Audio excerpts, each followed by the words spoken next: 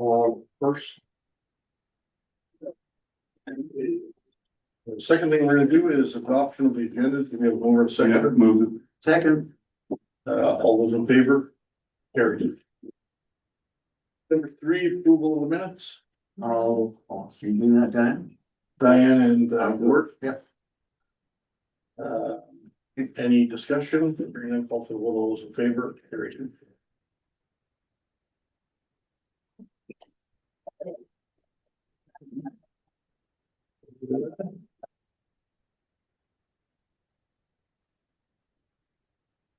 Number 4, delegations.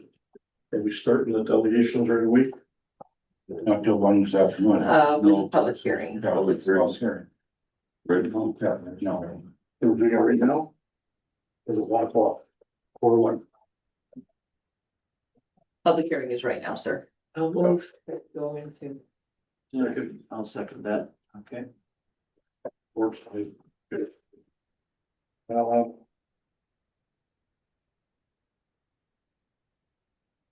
What were in the conditional uses? Leslie? Yes, we're going straight into conditional uses. Conditional use 2726. Number 80 Methuen Bay is who's here for that one? 80 Methuen Bay.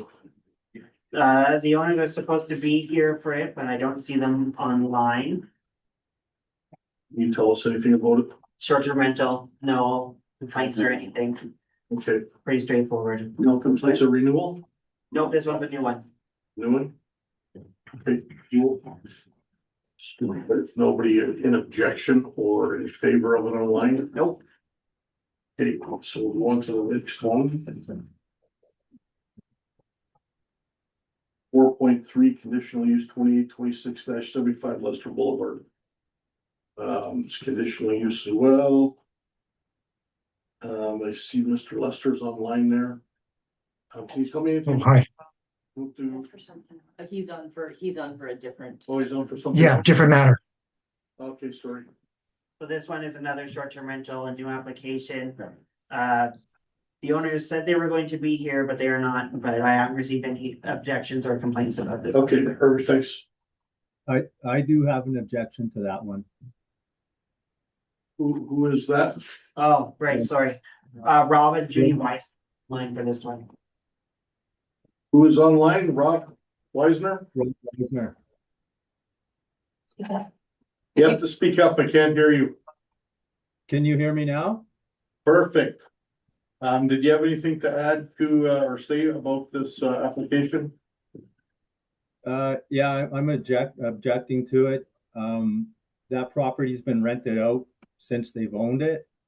And there's been several issues over the time. I've put in a service report about barking dogs left in the cabin for 4 to 6 hours. That's happened on a regular basis, especially when people go to the beach. They leave their animals inside the house while they're there. And then I had a resident that was there for 3 months from October to December of last year that was routinely coming over to my place to ask for favors because they had young children, getting groceries, those kind of things. And then they also had a child in there that I had to call Child and Family Services because that kid was screaming at the top of its lungs for hours, days on end. So those are the kind of things I've dealt with. I believe that the rental for a few months at a time is completely legal. You can rent out your own home anytime you want to on a month-to-month basis, and it's legal. We can't control that at all, but we can control the short-term rentals. So that one really isn't any part of this. So what is a short-term rental? What is the definition of that? Less than a month. Less than a month, and we won't allow anything less than 4 days, is that correct? Yeah. You have to rent for at least 4 days, and if it's less than a month, it's a short-term rental, and we look after that. Yeah. So the issues I've had with dogs barking is those are short-term for sure. Those are weekenders and 1 week stays. Okay. that everything? Rules and regulations set up for these short-term rentals, do you know them all, or? I don't think you know them, do you? No, I do not rent myself. He's complaining about I that. know you are. Okay. Did you get a copy of the people that are complaining or anything get a copy of what the Regulations. regulations are that we give to the people that are wanting to get Not these? unless they ask specifically for that. Okay, well, maybe we could send you a form that says, The rules? the rules Yeah. for the people that get, like, for these conditional uses.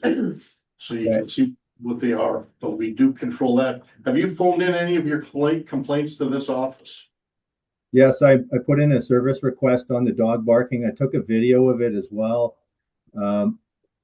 For those kind of things. My other question is, for short-term rentals is, what are the stipulations for animals within there? Like, I know we have bylaw control, for noise and whatnot, but, and another thing is when they started renting it, when there was issues, I could never get a hold of them. Only way I found out is I walked over the first time and someone told me that they were renting it, and where that person actually, they have another cabin further down on the waterfront. And I contacted that number and never got any reply. So whenever there's an issue like shooting off fireworks during fire bans, barking dogs, yeah, I can put in a service report, but who do I call? Do I call the owner? Well, that's one of the conditions of them getting a permit is that they will have to let the neighbors around them know what their Okay. phone number is. And they have to be able to be out here within 30 minutes to look after whatever problem. And there's a lot more on that form. We'll get your name and number and we'll send you the form so you I can email it Thank to you very you. much. But I guess maybe one of the things to say is that, like, you're bringing all these things forward and that's absolutely great and you're doing that, but the other side of it is that basically, they were renting without a permit and they Yeah. got caught. That's why this process is going on. So a lot of these things should become an awful lot clearer on how to deal with them if they get the permit. Because basically there's a bunch of notifications that have to be made so that people know how to get a hold of them. They have to be able to respond within a given period of time. It's about 30 minutes kind of a deal. So that things like this get fixed and stopped. Okay. We don't have to deal with supporting you on a complaint that shouldn't be happening in the first place, kind of a deal, you know? The owner, Trevor? Pardon me, the Trevor? owner just joined Okay. for this application. Perfect. I'll get him to talk in a minute. Trevor, have you received any complaints on this property? Not And I guess personally, there I'm is not one- sure when the dog barking complaint was. Yeah, so that would that come through you That or would does that come go through straight me. to the dog catcher? Service tracker and then Right to the, okay, so, if you were complaining, and you know it's a short-term rental, you should be calling our office or putting it in on the tracker, but it would be picked up by Trevor, who's in our meeting right now, who looks after those short-term rentals if there's complaints. So Okay. you could call the office at 367-6170 and ask for Trevor. If you have a complaint, but the best thing is use that tracker like you're doing right now and just address it to him and then it'll be looked after. Thank you very much.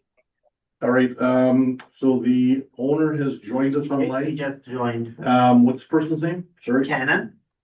Tana? Yes.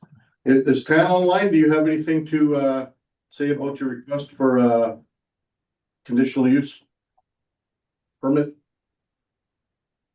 Am I saying it right when I say conditional use permit? Short-term rental permits. It's a short-term rental permit. Dan, are you online? I don't see the person online here. I'm.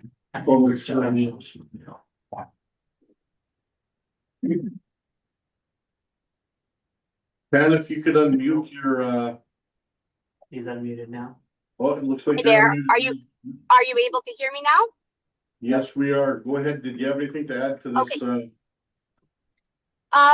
just that, we used it for quite a while as a long-term rental. We had a friend of a family come and stay there, and then we had, someone who came to fish for several months.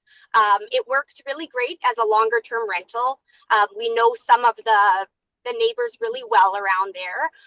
We've even been able to help them out when they needed to come and stay with family for an extended period of time, as they have sick relatives that live close by.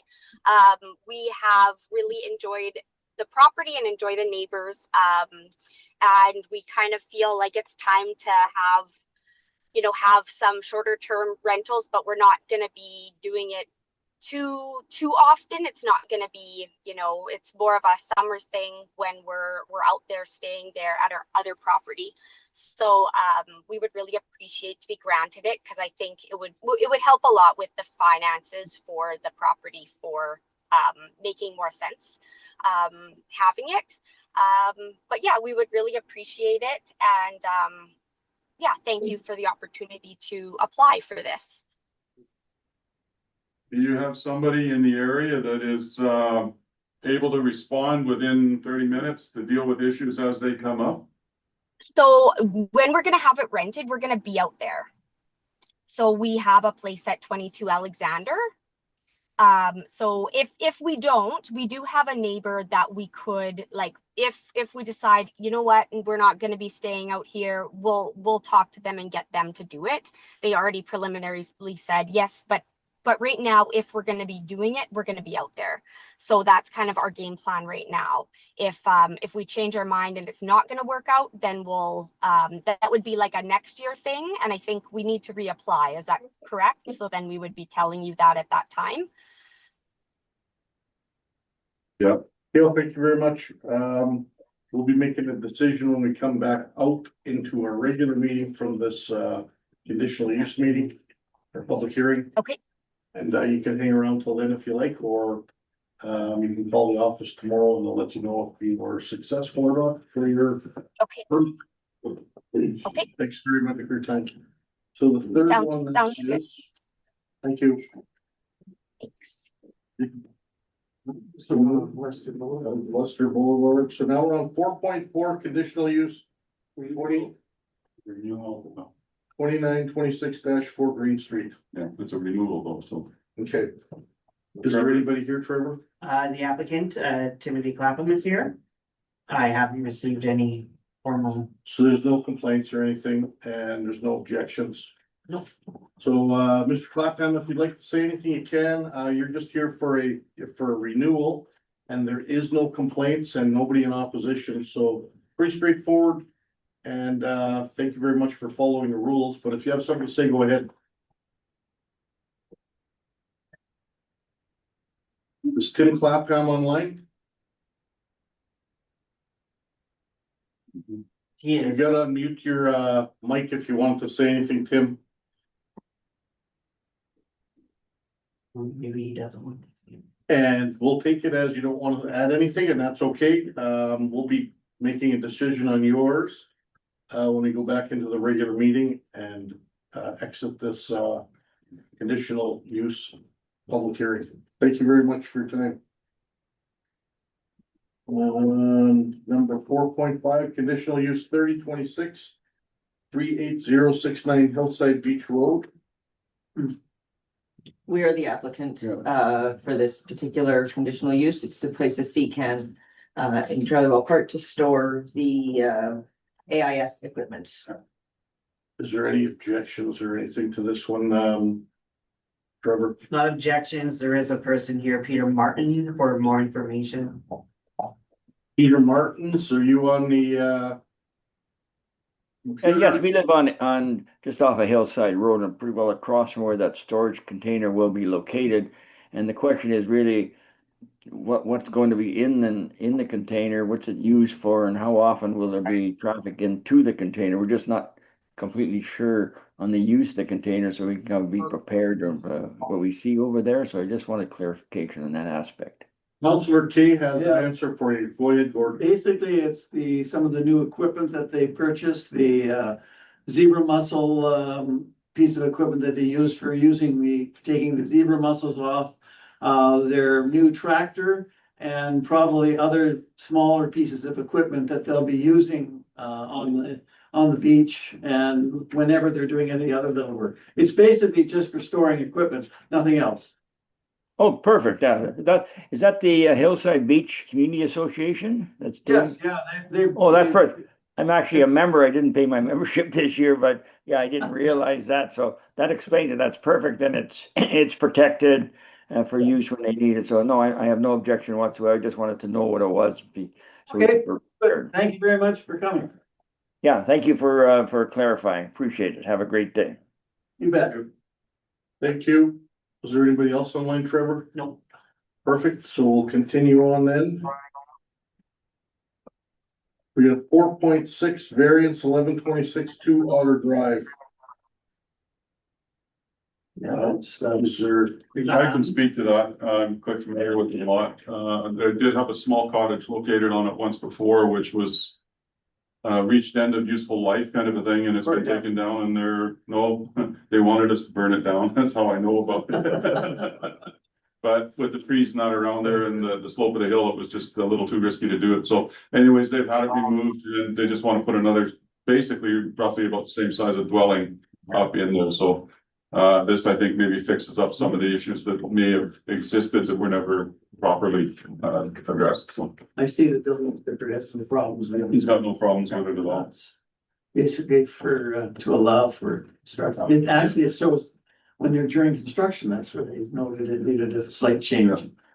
There's nobody here for that one, Trevor? And there is no opposition? Okay, cool. We'll, if there is anybody listening, we'll be voting on it when we go into the regular meeting again. Thank you. You can hang around till that time if you're interested. The next one is variance 122691 Tuco Drive. Vary the front yard. This is Construction of a new garage. construction of a new garage, and we've done similar things in different areas where we reduce the amount of setback required to allow for the garages to go in on the front yard. What are they going from to? Or Down to 10 feet from 30 feet kind of a deal, which is, yeah. I don't have problems. Is there anybody in opposition? Nope. Is there someone here to speak for it? Nope. No, I'm familiar with the lot and what's going on. Okay, there. well, we will be voting on that when we come back into the regular meeting. We'll move on. Just give me 1 second here. I've got to fill out a piece of paper. A very important piece of paper.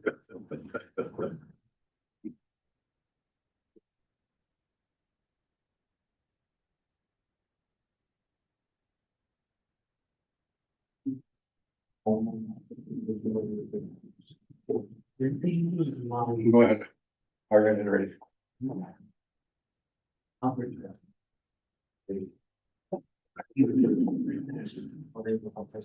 Okay, we'll continue on. That's 1326 3 Hanover. For me, oh. 4.8 variance 1326 3 Hanover Bay. Nobody's online for it. Another variation for a proposed addition. Sorry, yes. I bet. I'm Sal is on. on. That one's mine. Sal is the owner or is? He is the owner. I'm the Okay, owner. but there's no one here online for opposition to it? No opposition, sorry. Okay, go ahead, Sal, if you'd like to say something. Yeah, we're just, we went through the process of applying so we can build a screen room, and lo and behold, because we didn't have a survey done before that had gone through, we discovered these other two variances that are also on the list. Yeah, so there's nothing unusual other than the shed that was mentioned on there has actually been torn down because it was a safety hazard. So we're going to be replacing it ideally in the same space. So I still want the variance, but that's about it. Okay, great. Thank you very much for your time. We'll be voting on that when we get back into the regular meeting. There's nobody in opposition. You can hang around if you'd like to hear the outcome, or you can go back tomorrow, or you'll be notified by mail within the next couple of weeks. Okay, sounds good. Thank you very much. The next one is 4.10 road creation hearing No, subdivision. there's 1426 very short height. 4.9.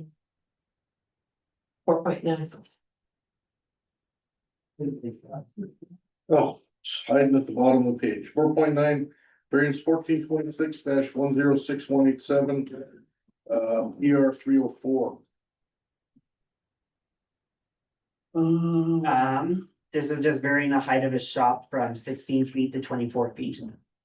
Yeah. 24 feet within the variance?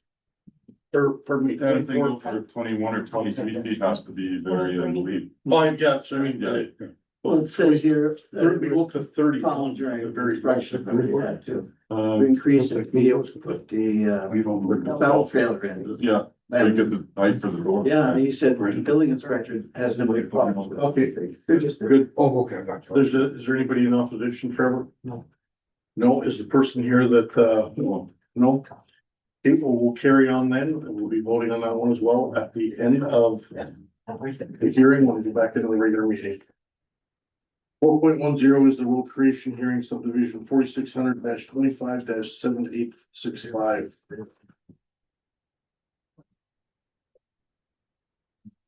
There. Yeah, for that one.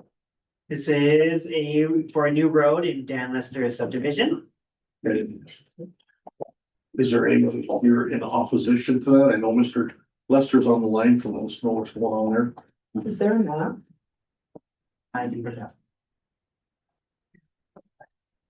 Did you see if there was anybody in opposition? We have one letter of, concern, yeah. Let Dan speak.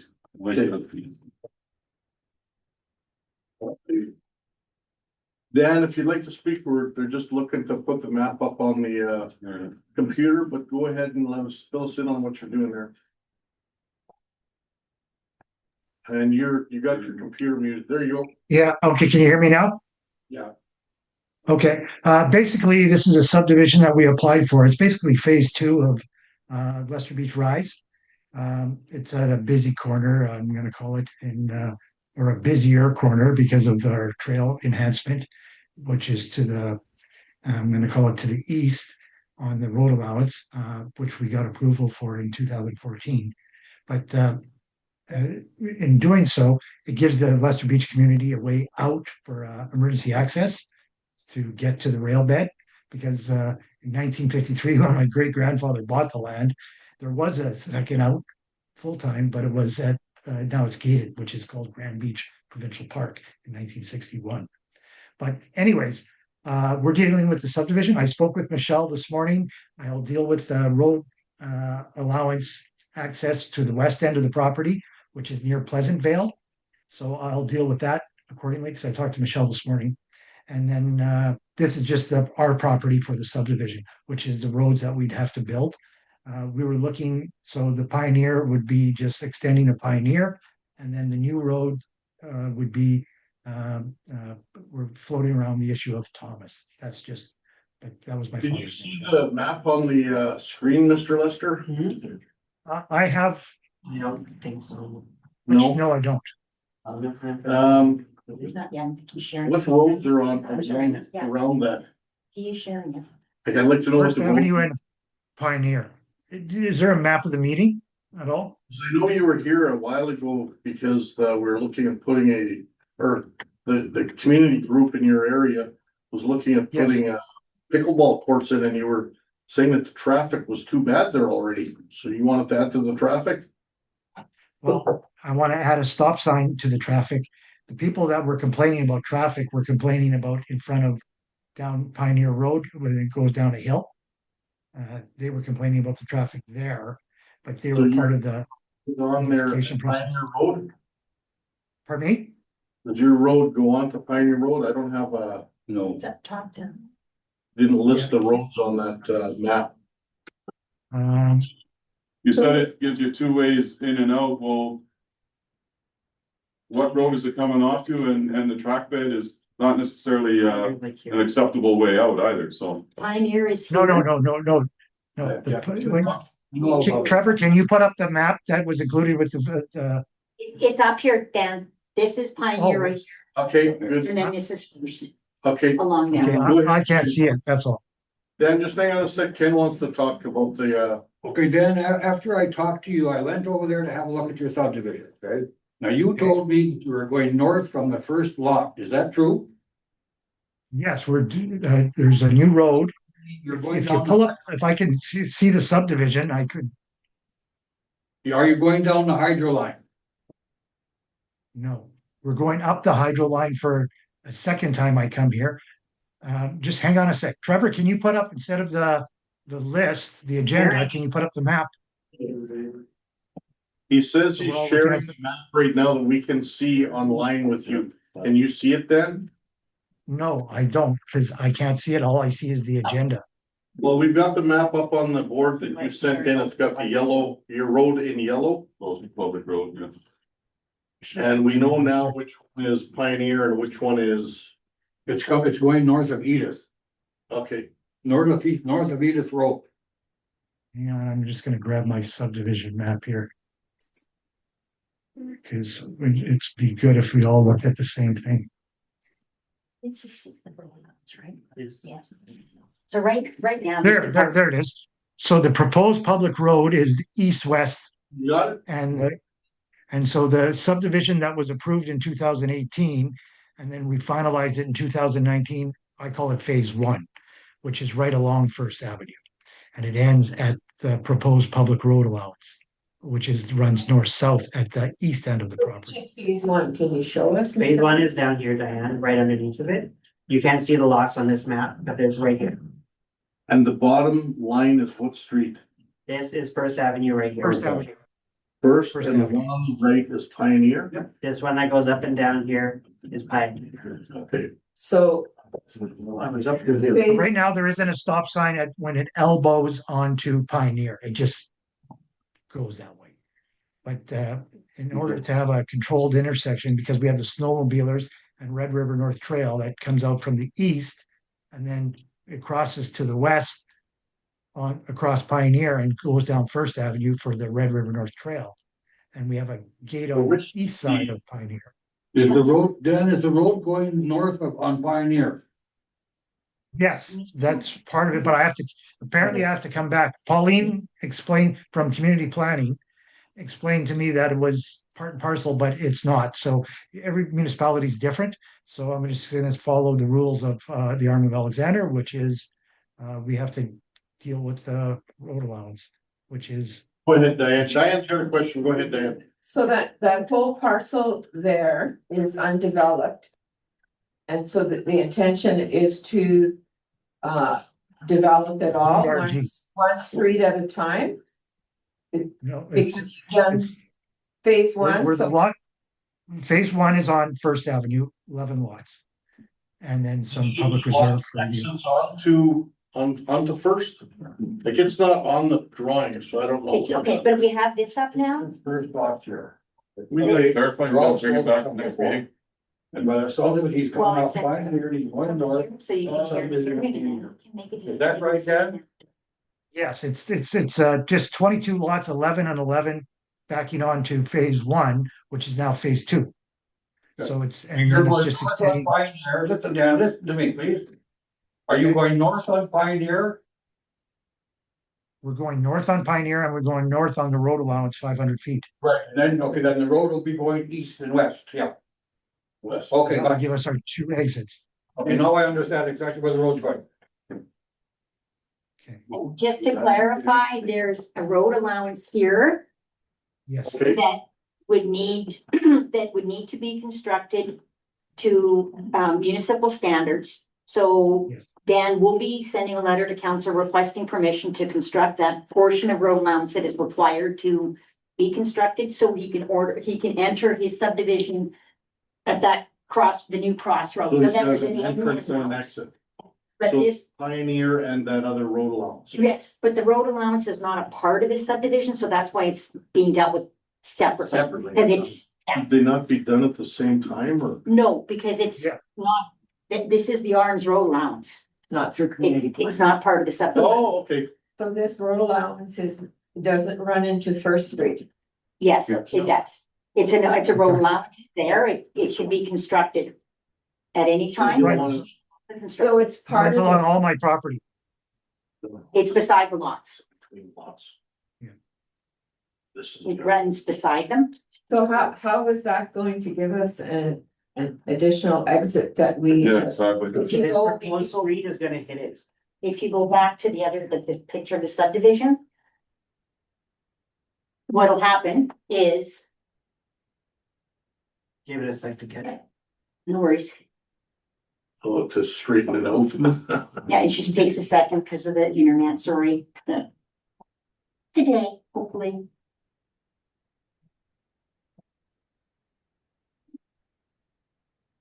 Oh, oops, sorry, wrong. Wait for it. Go ahead, Trevor.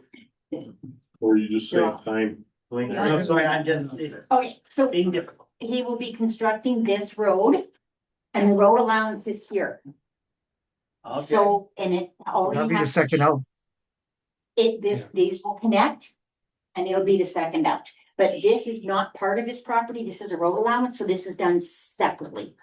So But he's- if we were to approve that, is that a condition that they has to construct the road around still? He hasn't applied for that particular thing yet. That will be the next thing. We'll get a letter about it. That won't be the RM's condition, that'll be community planning's condition. They won't approve the subdivision unless the two accesses Okay. are there, Okay, that's a, but it's not a That's what I was it's asking. subdivision. why aren't they being asked for at the same time? They can't be, but they, one is, one Community can't be done without won't the other. let it be registered Okay. until it's there. I understand, that's no problem. Yeah. can I ask what the proposed public reserve is? Is that a walkway? Road along. Public There's no road plan, just open land. lots to have a buffer between the lots. Okay. So the lots that are existing on First Avenue right now. Or right here, That's on the phone. they're all here, Yeah, so there's a buffer. so there's a buffer between them. Asking you So we end up owning that. Well, it'll end up being a municipal reserve, yes, but it's just land, it doesn't have to be maintained. How wide is that? It's really no use. About 10 feet. It's not. But it's, Public area, it's just, like, for example, if somebody in the proposed lots 1 to 11, if they make an ask to utilize the public reserve to get to their property in the back, I don't know. they can't. But or it's snowmobile trail or ATV trail, I don't know. I'm just No, they saying, can't. whatever the RM decides to do, once we give it to the RM decides. So what are the sizes of those lots? The lots are 100 by 200, Half acre. half acre, yes, approximately. They replicate the lots You're 20, looking 1 to here, 22 of this, replicate phase 1. lots 2 to 21 are 0.39 and lot 22 is 0.45 acres, so. yeah. Yes,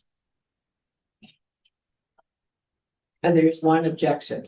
Well, they're just concerned about I wanted you guys to get to know the property, that's all. More, more traffic on the road, but once I explained it to the writer of this year, he thought he still had, none of those lots were sold on First Avenue. But apparently all those lots are sold except for 4, okay? And Yes. this won't be ready for another couple of years by the time he gets one, so I think they're okay with these, so. Every one of the lots on First Avenue has their driveway on First, right? Right, it comes off the Okay. First Avenue, yeah, Yes, So they've been sold but not built on. right, there's 2 of them built on right now. Okay. 2 out of, Oh, how many lots on well, First Valley Avenue? Fiber has just so you know, we helped out the community by offering lot 11 to Valley Fiber. And Valley Fiber has a building on it and a road, but they're very quiet neighbors. There's 10 or 11. Yeah, it looks like 11. Yeah, okay, yeah. Yeah, they have 11. So, They have a small building on it. Is there any other questions from council? Did you have anything else to add, Dan? Just the proposed public road that runs east-west, the longer one, we proposed the name of Thomas just in the beginning, that's all. And then the proposed, the north-south, we would just call it Pioneer North, just to keep the same name. But it's to be determined. no duplication in names, because for emergency purposes, it makes it difficult because Pioneer East or North or West or South will get missed and they're running up and down the long Pioneer trying to find the place where they've got to respond to. So duplication in names is not something that we really want. Well, that'll be another meeting, right? That's another meeting, but you can ask for that. Okay, I know that, there's people who would be against it. But, that's not to say that you may get that name, but, I'd put in one choice and then a second choice after that. okay, that's fine. Different meeting though. Okay, thanks very much for your time. Yeah. Was there a person, did you say in opposition here or no? There's a They're just letter of concerned. concern on the Oh, agenda. did they want to say anything They're or not they? here. they're not here? It's just a letter that was submitted. Okay, thanks Read the Trevor. letter. We'll continue on then. Mr. Lester, you can wait to see if. No. I'll just get back later. Thanks. Yeah, okay, yeah, you can either call the office tomorrow or, Yeah, that's fine. couple of weeks to get an answer in the mail. Right. Okay. Thank you very much for your time. Bye now. Bye.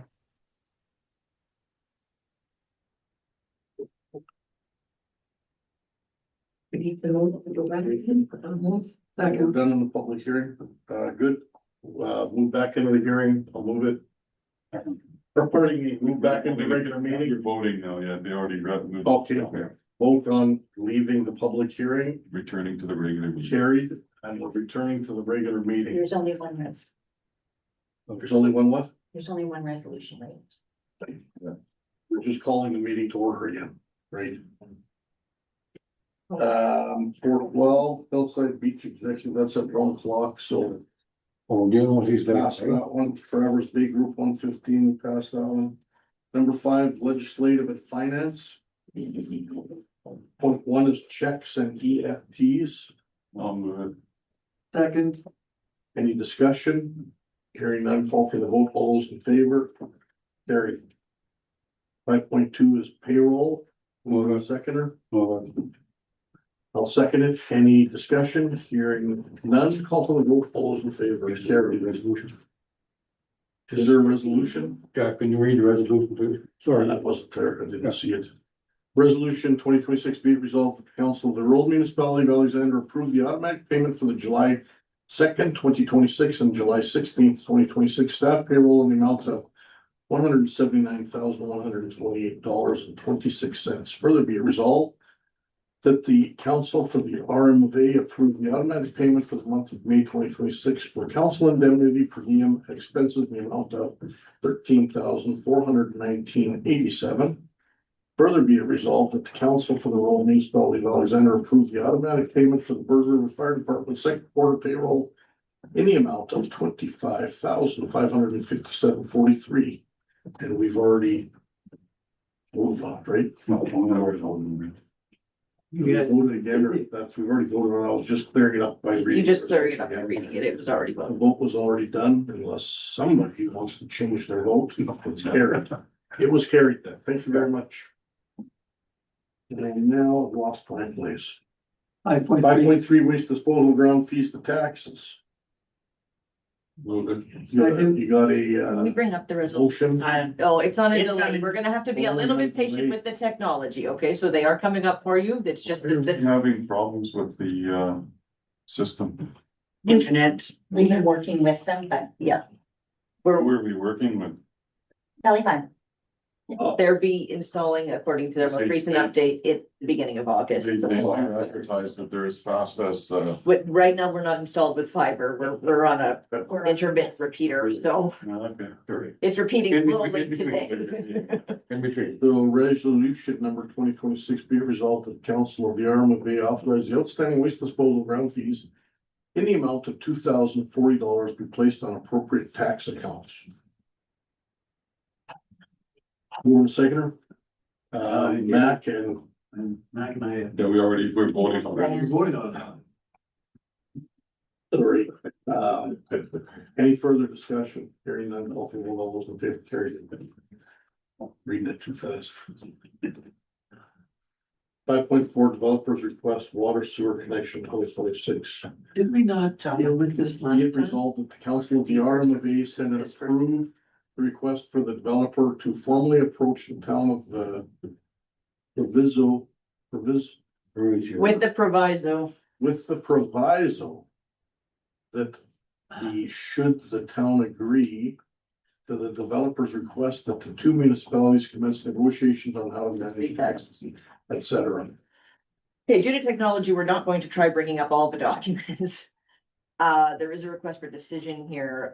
Blue Water Construction is requesting council's approval to approach Harvey Pine Falls to be connected to their infrastructure.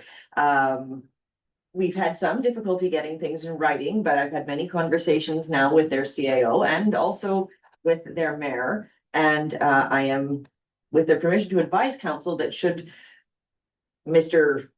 Dubé from Blue Water Construction actually attach to their infrastructure, there would be a requirement from the town of either annexing the land into the town of Harvey Pine Falls or a tax sharing agreement with the town. So that's why the resolution is written as it is, because I have been advised quite strongly that those would be the two choices we were given. Originally, we thought it would be something like we do, or will be doing with Maple Creek, which is just a water purchase agreement. But because they're doing sewer as well, there's some further concerns from Harvey Falls. So that is why that is a very specifically written resolution. Go ahead, Ken. My concern with this here is I don't like the way it's written. I mean, we don't want to start sharing taxes and break it up one little parcel because somebody's gonna get sewer and water. If they want sewer and water, they can charge them by the month. I would like to see an engineer on this here subdivision do something to address his sewer and water problem. That's what I'd like to see, an engineer's report from it. Diane, what do you think? How do you feel on this? I had understood, that his request was going to go into the town directly and not through us, requesting the sewer hookup. So really, it's up to the town to say yes or no, and if they do say yes, then they provide the provisos. Yes, in the case of anything that would be required, engineering, traffic impact assessment, geotechnical, for the actual water and sewer infrastructure, that would be a town requirement. However, the town is unwilling to entertain Mr. Dubé's request without a formal resolution of this council saying you're all right with him approaching the town. Well, he can approach the town, but I didn't like the part where. Not according to them. He cannot approach them formally without a resolution from us, according to the Right, town. and I'm saying I'm okay with that part, but the other part, you were saying something about. The town has advised me, no, I'm not letting them. The town has advised me that if council grants permission for him to formally request from the town and the town agrees, that they will initiate either annexation or negotiation for a tax cost sharing agreement. Well, I don't want to vote for something that's not happening. So I'm going to go back a little ways, history wise, there are other properties along 304 that would be impacted by that on our side of 304. Years ago, there was talks entered into to see if a shared revenue district was something that the town and the RM would entertain. And of course, that includes the sharing of the services. And so there has to be something in it for them, otherwise, why would they provide the services? And I understand how that works, and it is done in other municipalities. We had, I think it was the RM of Portage la Prairie, the city of Portage la Prairie had been one of the examples that had been given to us way back when, and it's been done. But it takes a lot of time, and I think that we really have to give this some thought. Are any of the other owners on that strip interested in something like that? If the town is not just going to annex that little strip, if they're going to annex or enter into the process, they're going to be taking a look at the whole strip. So Along with the businesses that are over there. So we need to be fair to our ratepayers as well, so that they know what all of this entails. So I think it's a little bit more than us passing a resolution, giving him permission to approach the town. He can approach the town anytime he wants. He doesn't need our permission to do that. No. No, he doesn't. From our side, you're absolutely correct. unfortunately, the town of Parview Pine Falls will not entertain his request without your permission. That's the stupidity of it. So, I wouldn't vote to say, No. go ahead and annex them, but that's not what you're voting on. No, but even the shared tax, system, if we put a pipe in the ground, or they put a pipe in the ground, they're buying water off, plain and simple. Yeah. There's no really justifiable reason as to why they should be trying to annex anything or get any kind of tax share on it. They're just purely buying water. Mhm. And the thing of it is going from what it appears, the plant as it is right now has the capacity to give them the water that they would need. And within the next year or so, hopefully this line's in place, and then we've got all the water that we need anyway. The only problem would be the sewer side. No sewer. It's the sewer side, and I think somebody mentioned that temporarily there could be holding tanks put in. Yeah. I don't know if there's room on the property to do that many for the number of units he's proposing. But, and I know he's invested a fair amount of money. He's already done his traffic, Impact assessment. yes, He's done the traffic coordinator. which would have been pretty costly, so, I think that this could be resolved without having to enter into Mhm. what is being proposed here. My main recommendation, which is what I stated at the last meeting, is that a request for a joint council meeting would be a far better idea than phone tag between the CAOs. Because when we did look at a shared revenue district, which was in probably 06 to 2010, I think was back then. There had been a proposal, there was going to be a strip mall being put in, which was a grocery store and other businesses. And of course, which means a lot of tax dollars, which both municipalities would have benefited. Unfortunately, the Chamber of Commerce back then strongly opposed it and made a huge presentation to council, and council backed off at that point in time. But there are other property owners who are concerned there because it's not just one property, because this is going to affect everybody down the street.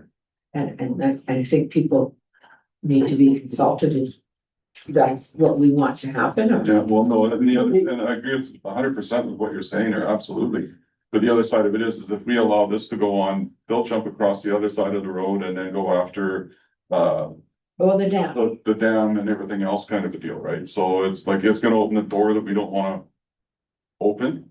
And Especially with some of the businesses that we've got going on with the auto part shop, the meats, the St. Croix. About the water and sewer there. I don't understand. They're in their own systems in there, or the water comes off of our water line that comes from St. George, so that's basically the end of it. Why And is it then that they would have to have holding tanks or whatever, but it's relatively, So what St. Croix has right now is holding tanks and, well, I don't very much, they have Auto enough room store. for the fields. They probably have holding tanks. Holding tanks, I don't think they have. the only one that would, to me, would be producing any like major quantities of water would be the hometown meats.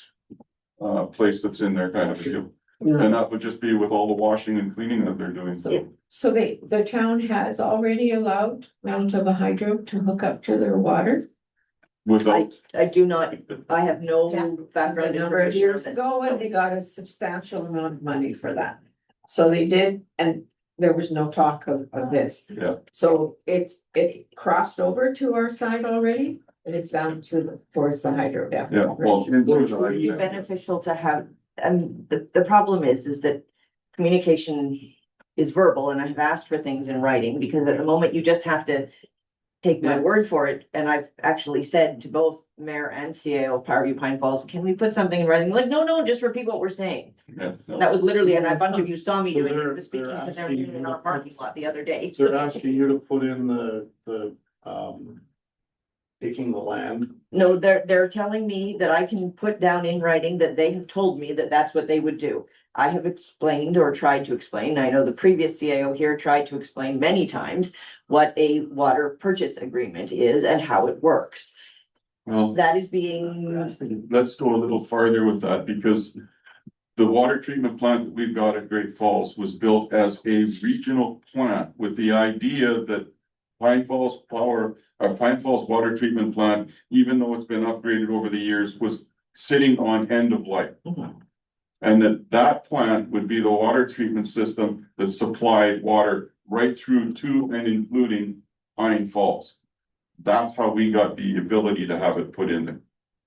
And that plant is built so that it can be expanded to meet what the needs may be. And once that line goes in the ground, We have the capacity. we have the capacity. It might be useful to sit, because at the moment it's a game of, and as you can see from the email attached to this agenda item, it is a game of tag, who's it, between the developer, between the town. So what do you suggest we do? I suggest you table this item and have request me- formal meetings with. Yeah. That sounds good to me. I don't understand why why do they need our approval for him to go and talk, at least sit That's down? their and talk? thing. I have I no don't answer for understand that. that. I mean, I got a question for Diane next, and then you yeah, can. no, I just don't understand. Go ahead, Why you Diane. can't go and sit and talk to them and try and have a communication before we get involved with our motions and what have you. I mean, what are they scared of? To have a discussion with them so that, I mean, he's been sitting here now, what, 2 years? Getting this thing developed? It's, to me, they're pushing him further away rather than trying to negotiate something with him to get the job done. And he's the one sitting in the middle of the whole damn thing. You know? But, He so says yes, he's gonna- they won't talk to him. He said to me he was going to run for mayor. I said, that is not gonna help you. You're gonna have to leave the room every time they talk about that. Yes, that happened He to was me. actually thinking of running for mayor in both locations, and I had to correct that you Can I can run only for run mayor? one at a time. No, only one place can be held office at a time. Go ahead, Diane. Yeah. I agree that we should table this, for all of the reasons that we've talked about. But you will recall that, last year, we were entering talks, with the town of Parview Pine Falls, and we were looking at amalgamation, not annexation. The minister unfortunately, canceled on us when we were supposed to have the meeting. And so, based on all of that, it would be a waste of time to pursue any of this because the minister's office already has all of that information.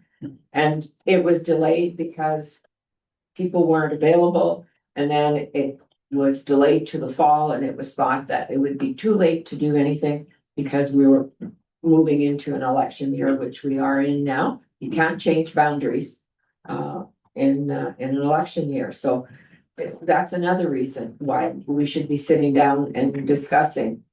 Is there any interest at all in pursuing this? Because there's going to be a new mandate now, 2 new councils. And it should be, if that's Yeah, just wait. really, really important, it can be dealt with then, but the process could be reinstated. It's not gonna happen overnight. And in the meantime. I got Kenna's next, and then we'll get you, Nick. If this is a great big hotel complex, I would say yes, go through all these things. Right now, we need Omer to send a letter to Parview to say, can you hook me up with water and sewer? And when he come in writing.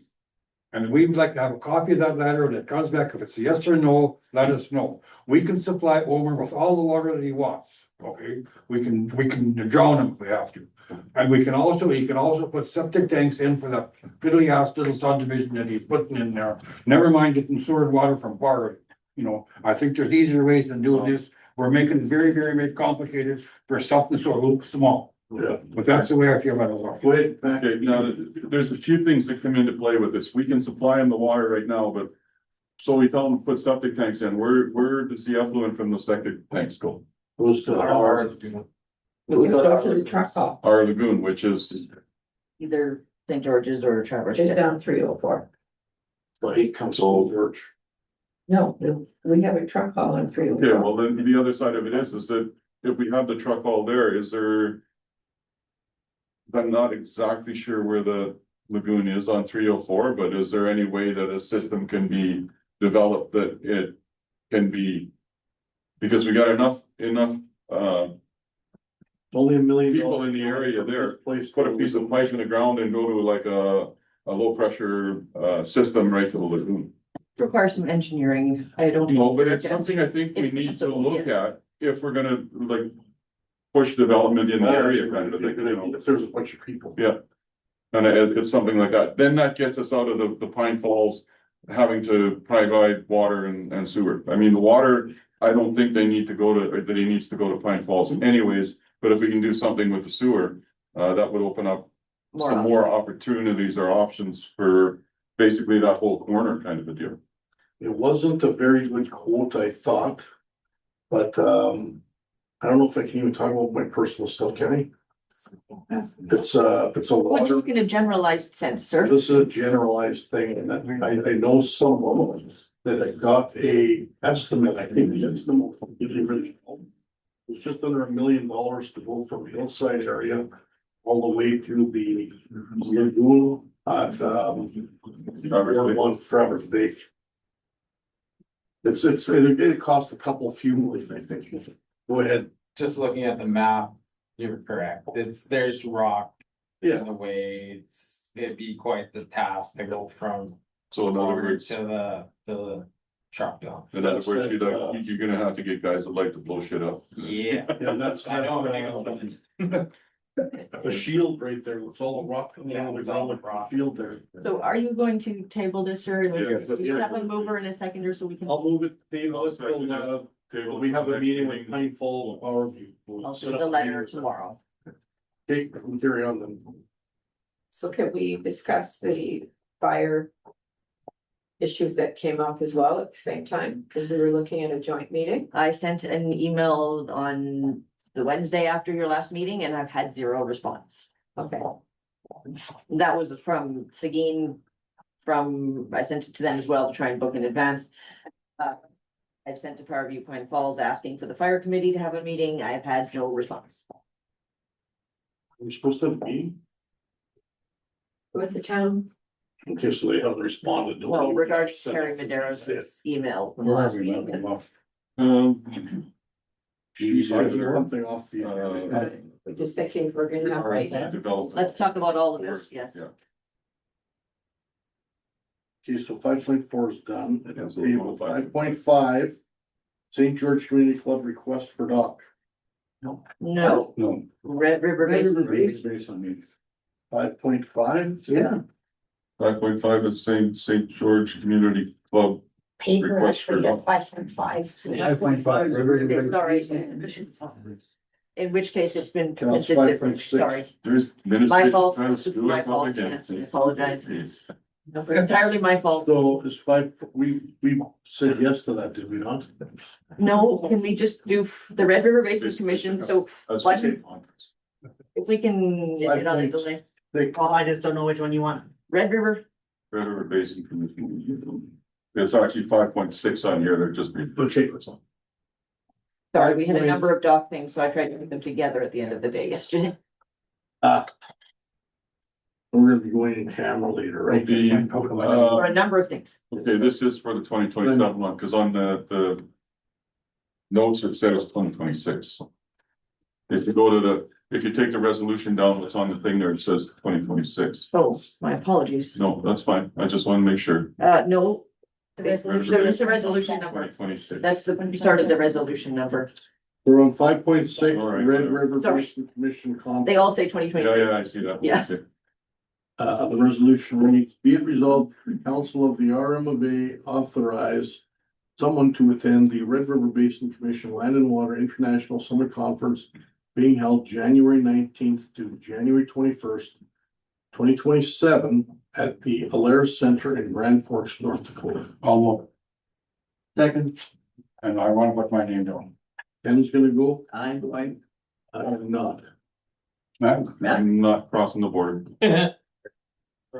I knew that would be actively. Well, I'm saying yes right now, and I feel the same you, but we're at 6:30, so. Yeah. But just in case something happens. Most of the time, he's gonna murder that character. Good Lord, We're getting. we're on recording. I don't know. Yeah, you know it. Okay, We We need are, to vote on it, though. all those in favor? Carried. Now we are on the St. George Community Club request for dog. Over there now. Move that. I'll second it. Oh, Diane, you want to second it? You wanna, This is a large dog, isn't it? there's two of them. No, there's only one that requires permission. Oh, I thought there's two. Cool, the other one's in the creek? Okay, perfect. That makes it easy. Any further discussion? We got a mover in a second, right? Yeah. Yes. Any further discussion hearing that call for the roll, all those in favor carried. Okay. 5.7 Lake Shore, the dock. I will move that. Second, Any discussion? Well, I'll read that resolution first. please, yes. Be it resolved, that the council of the RMA authorize the Lake Shore Cottage Association to allow for a dock to be located adjacent to the RM of Alexander Public Reserve, and that the RM will make application to Manitoba Hydro on their behalf on the following conditions: that the association pays for all costs associated with the dock with no cost at all to the RM of Alexander. Number two, the association will be responsible for replacing the dock in the future should they deteriorate. Number three, the association submit to the RM of Alexander and on an annual basis, proof of insurance liability coverage. Four, the association indemnify the municipality from any liability. Number five, the association agrees to remove the dock from the permitted area if at any time in the future the municipality requests the docks be removed. Number six, the association submit to the RM of Alexander on an annual basis an updated list of all cottage association members. Number seven, all docks can be utilized by the public. Correct me on this if I'm wrong, Michelle, but I believe there was one more thing in there that we used to have in, and that was about that they had to provide copies of their AGM. But they had to provide the list. For cottage associations, yes. Yeah, but this is the cottage association that was, Oh, you're talking Lakeshore? Yeah. Yes, sorry, I'm sorry, I was still in St. George. okay, no, but this was, I'm sure there was something in there that they had to provide a list of their members and a copy of their AGM, so it proved have that done they were. Yeah, they, Yes, yeah. but on an annual basis, they have to be. Okay, we can add that, yeah. But I remember, it seems to be something that I just sticks in my head is that they had to do. Something we're gonna have to Because it follow. says on here, the association submit to the RM of Alexander on an annual basis an updated list of all cottage association Or members. there's a And a copy semicolon, of the AGM. there's a semicolon there, it must have had something on it before. No, it's just going to number They, 7. they always send an update of their members, but they haven't, none of them have sent AGM minutes. Okay, well, that's But fine. we can certainly ask for it. Well, that way it just proves that they're actually doing what they're supposed to be doing, kind of a deal. Any further discussion? I don't even know what it says. What's that? I'm having to answer. Oh. Any further discussion? Hearing none, call for the vote, all those in favor, carried. I'm hungry. Number 6, personnel and policy, one administrative report, you are up. No, we have 5.8, sorry, it's Sunset Drive, it was a very late edition, but we had other docs that came in, so. Your resolution is be it resolved that the council of the Rural Municipality of Alexander authorize the Claussens of 9 Sunset Drive to allow for a dock to be located adjacent to the RM of Alexander Public Reserve. Is there any discussion? Sunset Drive, is that in Ward 4 or is that in another? So do we have a mover and a seconder, first of all? No, I think I'll move it. You're moving it? 1 second. Which ward? Which ward is it in? Which ward four? It is Ward 4. It's near Great Falls. Oh, okay, yeah, I remember seeing that, okay, yeah. Okay, So I'll support that, second then. your first second, Okay, any discussion? there's no problem with this, allow the dock to be. No, and what it boils down to is that if you're coming past Great Falls, Sunset Drive, and you go past the town of Great Falls coming this way, there's a hard left curve. Yep. Right at the top of the curve is where you go down. Sunset Drive is along in that area there. Right down So it goes right down onto the river shore, the riverfront. Okay. Yeah. How come there isn't 5, or 6, There's no application that we have to make and it's not a cottage owners association. Yeah. okay, It's their actual waterfront there, kind of a deal. any further discussion? Hearing none, call for the roll, all those in favor, carried. So now it's you. Working. So, the audit, we're still waiting for the final paperwork. We're still waiting on the municipal board for the ability to do second and third reading on your water line extension. We are still doing a comprehensive bylaw and policy review and conducting job description analysis. I'm also working on the 3M process with the AMBM, as they would like that paperwork by the end of July to see where we're at, on that, formal bilingual process. I've been assisting with ratepayer concerns and compiling information with Public Works on the disaster financial assistance application. Your next meetings are August 18th and September 9th and 9th. And there is now a new addition to the CAO report. I have included election information, as this is a publicly recorded meeting. I've provided questions that have come in and that we've had to submit to our senior election official. And her responses.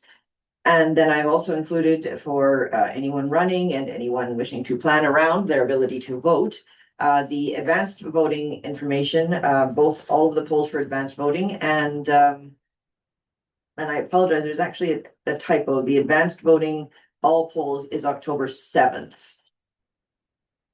October 7th? Yeah. So it's that there's the advanced voting October 3rd. From 8 to 8. October 3rd. The first one is October 3rd. Yeah. Poll 1 and 1A and 1B will be at Wayside Chapel. Right. Poll 2 will be the municipal office and poll 3 will be the Bird River Fire Department. On October the 7th, all polls will be able to vote at the municipal office from 8 AM to 4 PM. And that's an advanced one as well? Yes, 2 advanced dates. And one that on one is just at the office. One on the 7th is Just at the office on the They're on 7th. the screen. Yes, and I apologize again, that's where that typo is, that second advanced poll. So is this on my computer? Will I be able to photocopy it? Yeah, I'm gonna provide you copies of Oh, it. beautiful, thank you. Wayside Chapel, Bird River. and I'm gonna provide you copies with this after the meeting. Very good. And then, of course, the election day polls are listed as well. Right. And I will. It's the 28th. I'll turn it over to Public Works Manager Dan Lavoy for. Can I just ask you one question? Yes, How many people are, like, what's, I mean, not the paper saying they want um. 6. for mayor? 6 people have removed paperwork and we have no idea what they are going to be running for because they don't bring their paperwork back until the Yeah. September 16th. 16th, yeah. So you got 2 people that have taken their paperwork for mayor. 2 people have taken their How paperwork from many mayor. for, 1, 2, 3, 4? 2 people for Ward 1, 1 person for Ward 2, 1 person for Ward 3, and 1 person for Ward 4. So let's go 3 and 1 for 4 as well. 2, 3 and 4 of them. 2, 3, and 4 have one. Okay, good. You Do any of the people ask about council meeting dates and times? Yes, I was asked that when 2 candidates took out paperwork. And they're told that council meets during the day? Yes, and the total commitments generally expected of a counselor. Okay. Because I've been asked that question. What is the general? It's just 2 meetings a month, or it's 18 meetings approximately in a year or something? Yes, but there are side meetings that you could possibly have to attend that you can be signed up for. There is usually expected that people will do the reading in advance of meetings, so there's time that has to be allotted in their schedule for that.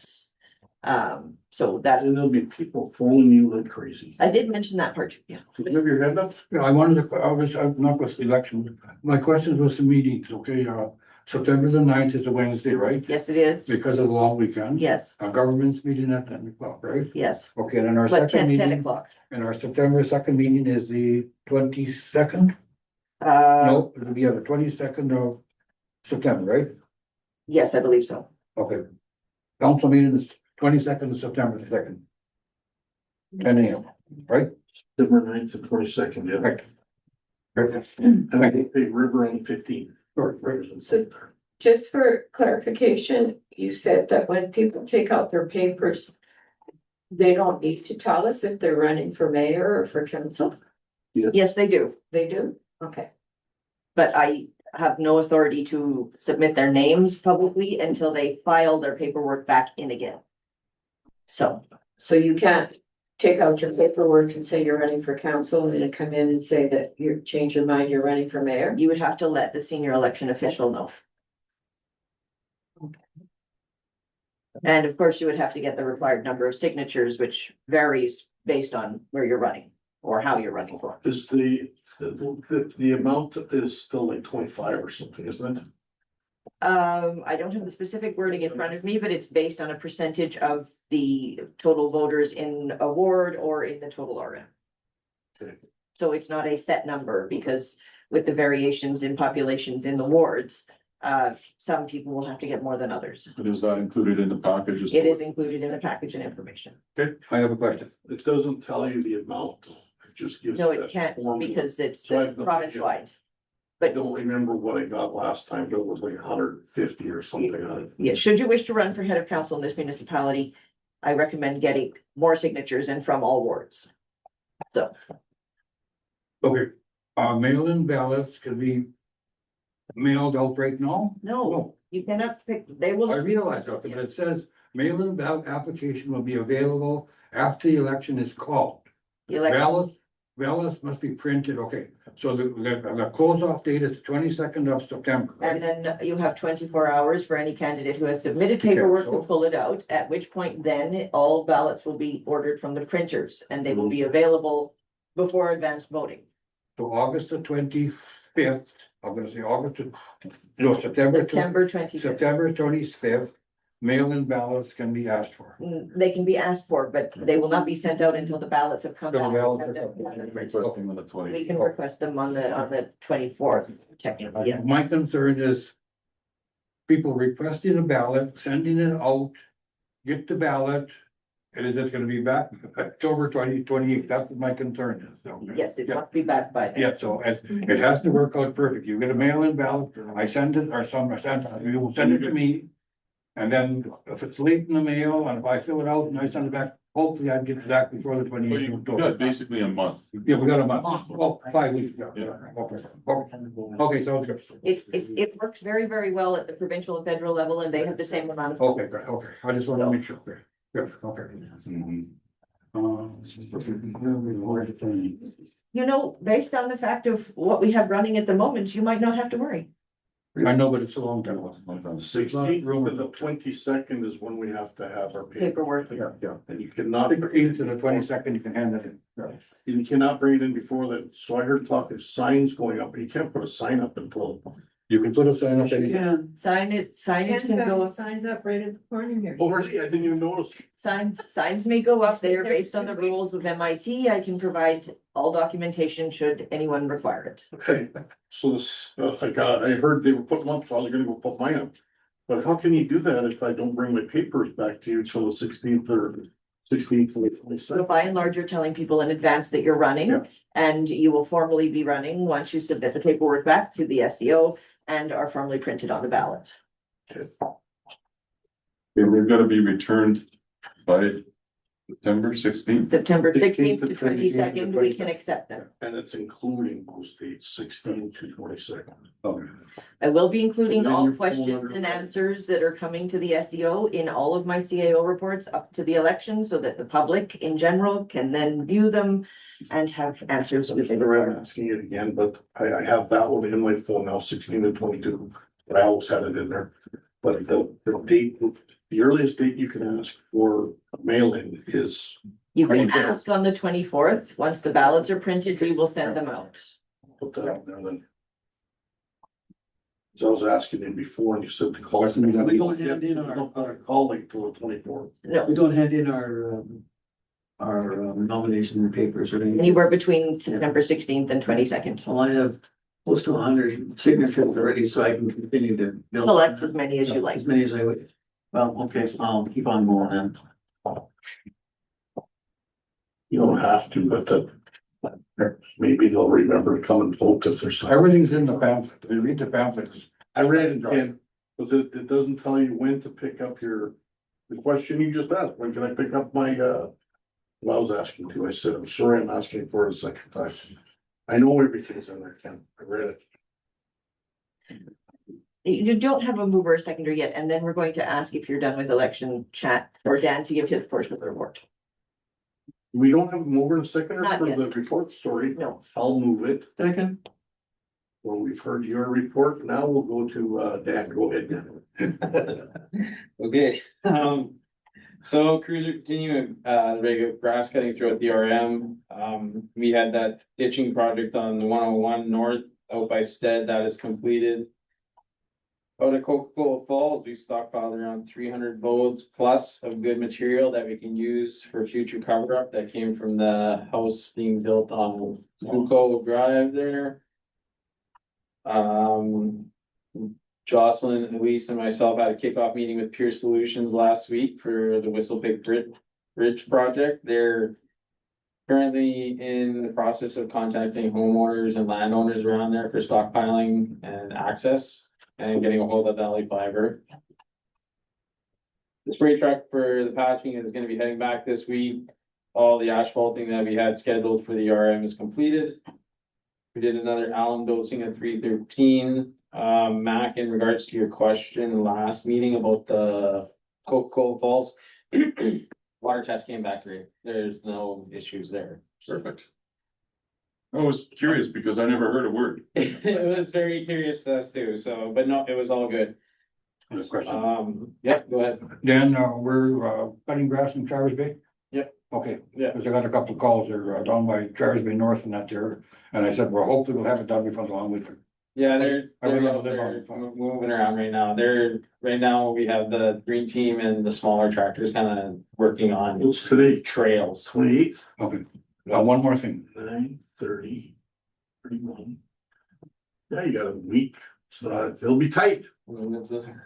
Jocelyn and Dan, did we send a letter to the Department of Highways for that speed sign on Stead Road? Yes. It was And did reported. we get a response from it? No. There's still no sign up. He called me yesterday, and I'm gonna see him on Friday. You know, so, We've submitted all of the, well, that's what I tell him. I said, we can't, I said, we can do our work. And I said, we could probably go put up the sign, but we're not going to, because if we put up the sign, it means highways are gonna tell us to do all their work on it, and we don't wanna start something like that. So I'm just gonna tell them, the road went out to highway, sign went out, the letter went out to highways, and I don't know what else to do. For him, I'm gonna get him to phone highways to get them moving on They it. can start harassing them. Because there's two guys on there, just the guy on the top of the hill and the guy on the bottom. Well, I guess everybody in between, they're going like hell. Give him highway's number that you have, Dan, so that I can, you yeah. can give it to those people. Okay, yeah, okay, thank You you. can talk to the. Talk I got to a the, superintendent's number there, so. Yeah, oh, yeah, who's responsible. yeah. Continuing to chase down the licensing for Weeping Willow. We've kind of gotten some answers on that in regards to whose it is, who's responsible for it. So I'm working with, I'll have to meet with Parks out there and show them what we want to, what the plan is and get park license. And then once we get the park license, then we can apply for a drainage license. So. Last but not least, we have moved one of our seasonal employees to a full-time employee, Emily Scott. And we'll be discussing more of that in camera. So leave that for later. Okay. And that's all I have right now. Okay, thank you very much for your report. Great job. Yeah. Is that your first report you did now, Dan? no, it's third. Second one? It's his third. Third. I mentioned earlier, you guys are being careful with this extreme heat. Oh, yeah, they are, yeah. Yeah, don't want anybody getting heat stroke or something in this heat. Do you guys hand out water here to them, or do they? They have water and I've bought them electrolyte packets to take with them. So every morning there's a bunch of little packs that they all grab to take out with them. Any further discussion? Hearing none, call for the vote, all those in favor? I don't know if there was a motion that needs to be read. Was there? to receive the Public Works and Manager and Chief Administrative Officer reports and information. So the next one is, 7 bylaws, point 1, bylaw 1326, municipal heritage site designation. Roy St. George, first reading. They say that one. That one. Wow. Where? He doesn't know how to pronounce it. Was. Parish. Is there a mover and seconder? I think that was Diane and, Ken. Any discussion? Go ahead. It's just to bring this to the table, and we have the inclusion of the cemetery now at the request of the parish. So it's been drafted in that particular method, and there is a very prescribed process that has to be followed once you bring it to the table for first reading. So you will probably see it again if not the next meeting, the one after. So just thought about that after, is the rectory is a separate parcel now? So when we say Padua Saint George, we might want to say Padua Saint George Roman Catholic Church. Okay. And Saint George Roman Catholic Cemetery, because then that would exclude the rectory. Okay. Just in case we get questioned. Is there any further discussion? Hearing none, call for the vote, all those in favor? Okay, carried. Good to go. The very first municipal heritage site. Gotta start someplace.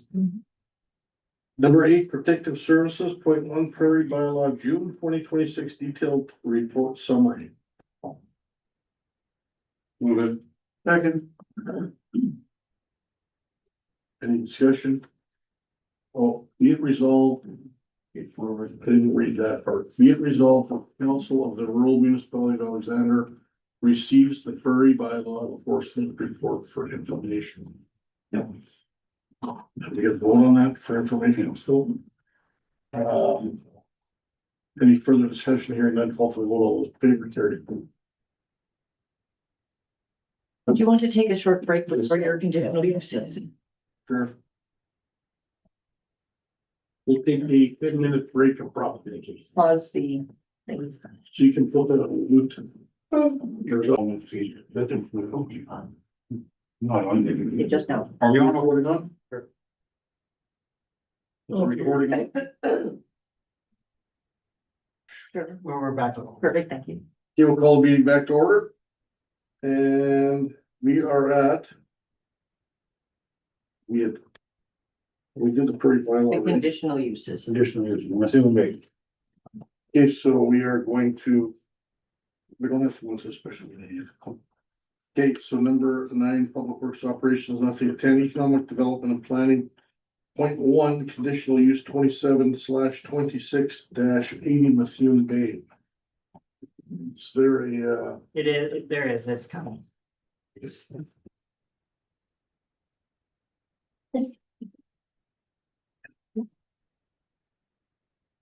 We are most hopeful this will be improved shortly. Whereas a public hearing has been held in reference to an application for conditional use by the applicant. Of property legally described as lot 12, block 2, plan 13414 in northeast 28-19-7 EPM, roll number 165665, ward 1, 80 Methuen Bay, to allow for a short-term rental business in a R residential zone. Now therefore be it resolved that the request to allow for a short-term rental business under zoning bylaw 0820 be hereby approved, conform with the zoning bylaw in an R residential zone with the conditions as listed below. We don't have to read all. No, I'm not going to. okay, I take it. is that question? Where do you read to? You just talk to as conditions listed below. You don't have to read the conditions. All There's no complaints on this, Trevor? Hang on, we got, Ken is, moving it. You were seconding it? Yeah, I'll second. Perfect, you can go ahead with your question. No, we had no complaints or on this. Okay. So, is there any further discussion? Hearing none, call for the vote, all those in favor, carried. 10.2 is the conditional use 28-2675 Luster Boulevard. And we will look for the resolution, and I think that's it. No.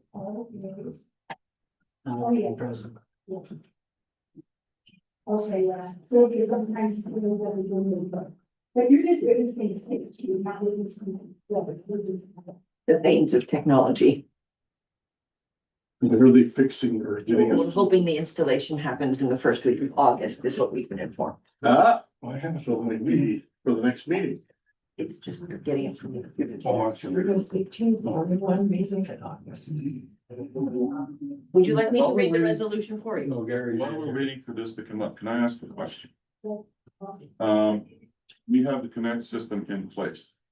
A few days back, we had a problem where the 911 system had gone down. Did we use Connect to put that out as information? I don't believe we used Connect.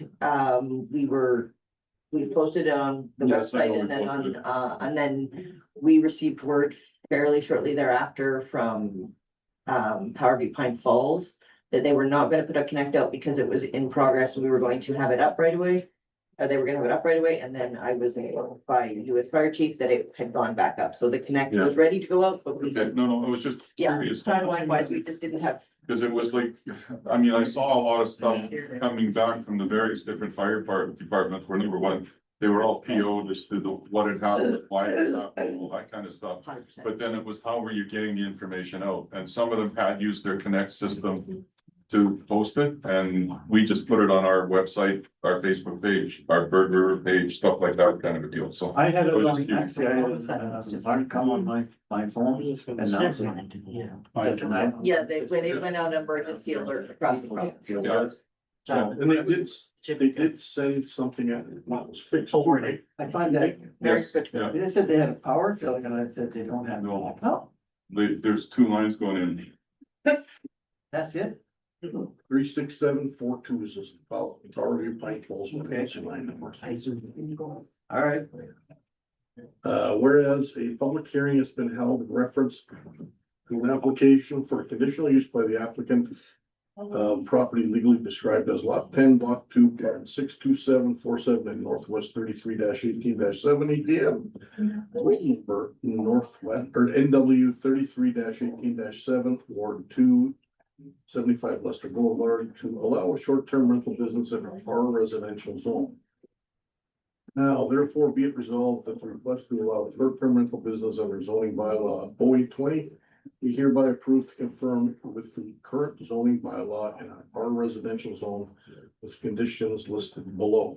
Ken and Jack. Any discussion? I might have discussed, I think this one here, I think a lot of people didn't know the rules and regulations. And I think now that everybody knows the rules and regulations, and I think it's up to a year if he does something wrong within the year, it's going to be pulled anyhow. And I think once everybody knows, I think it should run pretty Did good. that person give you his name? Trevor? Yeah, that was Rob. So you can send him I'll send him a copy. yeah, sure, that'd be great. Yeah, he actually sounded, He sounded okay, all Yeah, right, I'll just just talk talk to us. Anyway, any further discussion, hearing none, call for the vote, all those in favor, carried. And you can read the next one, because it's gonna take 5 minutes to get it up, right? But we're not in a real hurry, are we? We're currently not in a hurry, but I can read it to you if you wish. Go ahead, you do this one. Whereas a public hearing has been held in reference to an application for a conditional use by the applicant of property legally described as lot 1, block 6, plan 12281 in southeast 33-18-7 EPM, roll number 85890, ward 2, Port Green Street, to allow a short-term rental business in an R residential zone. And whereas conditional use 3824 expired on July 23rd, 25, and must apply for a second conditional use. Now therefore be it resolved that a request to allow for a short-term rental business under zoning bylaw 0820 be approved to conform with the current zoning bylaw in our residential zone with the conditions listed below. No complaints or anything? That one was no complaint. and it's, I mean, Okay. Yeah. Real. so next year, all he's gotta do is just pay his fee. Yeah.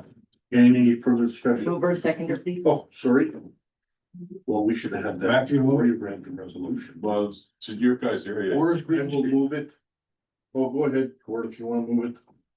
I can open, yeah, no problem. A second, any further discussion? Hearing none, call for the vote. All those in favor, carried. Good.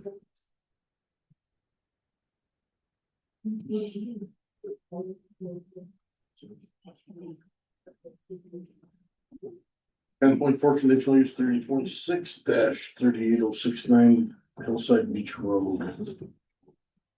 Do we have a mover? I move it. Second.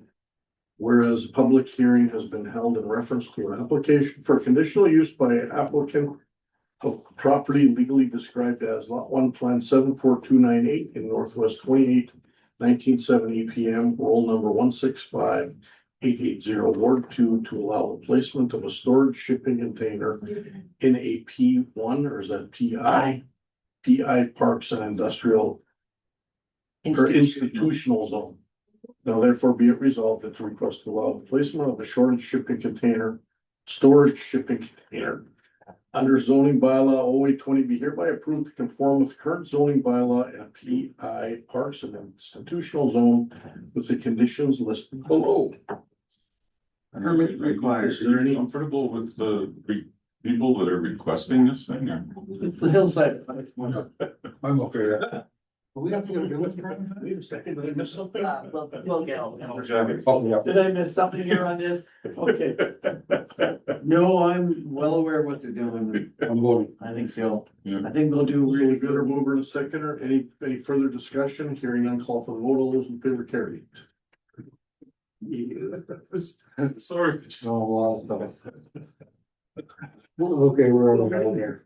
10.5 variance 1126, number 2 Otter Drive. I will move that. I'll second.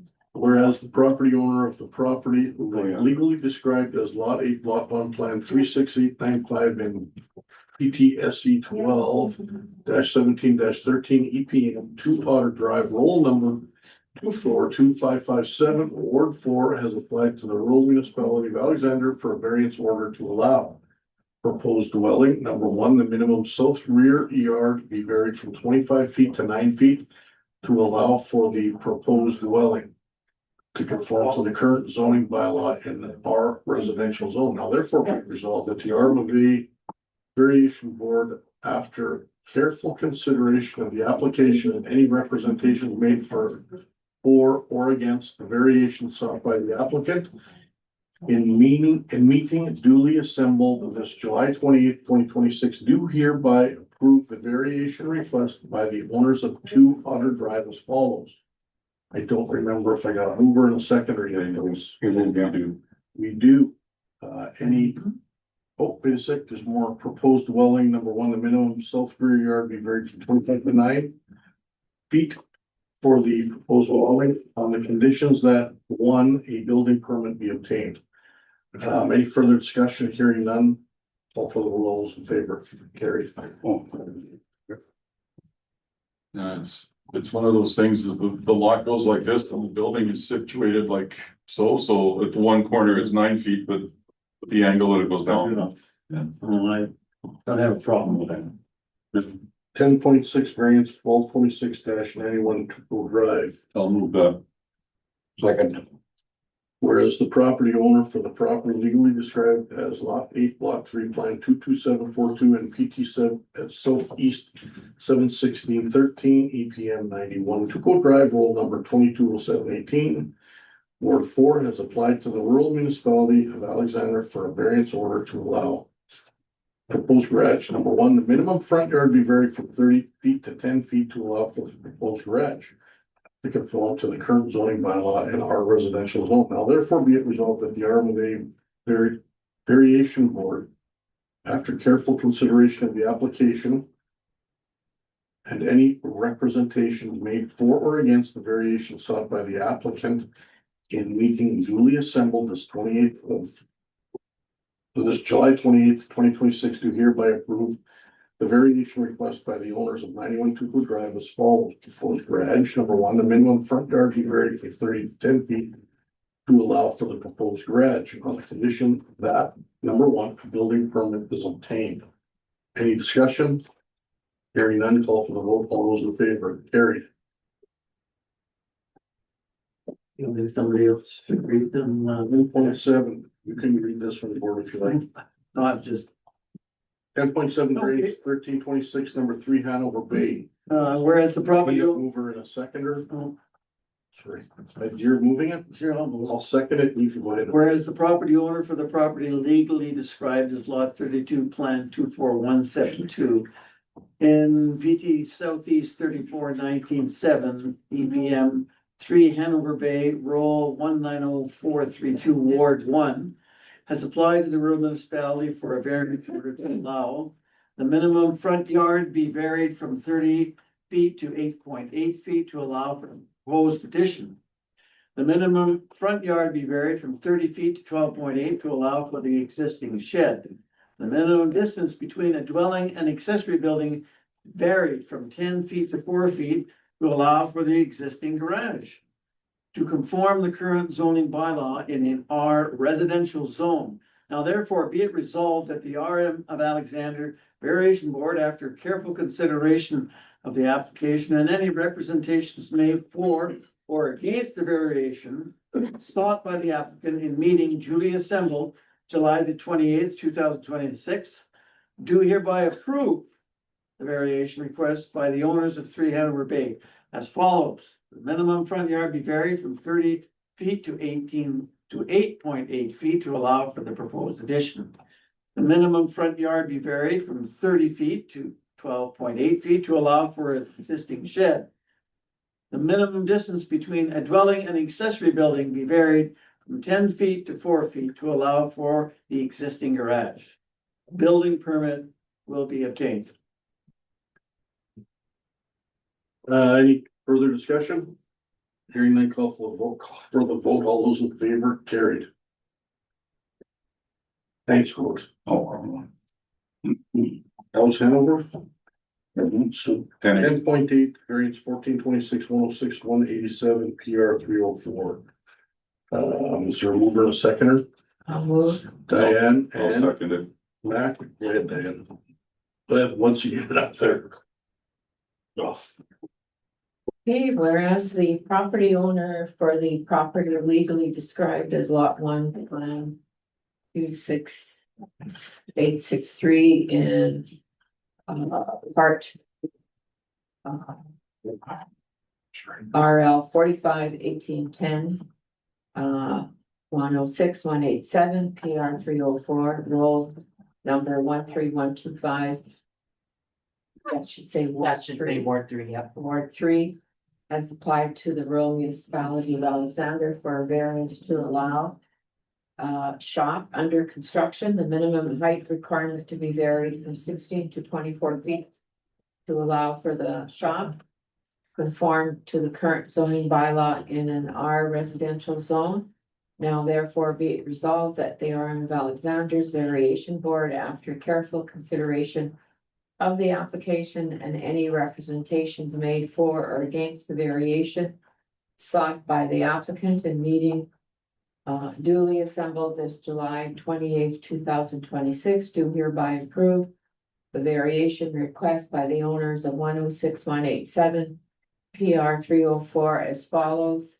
Shop under construction, the minimum height requirement be varied from 16 feet to 24 feet to allow for the shop on the conditions that a building permit be obtained. Any further discussion? Hearing none, call for the vote, all those in favor, carried.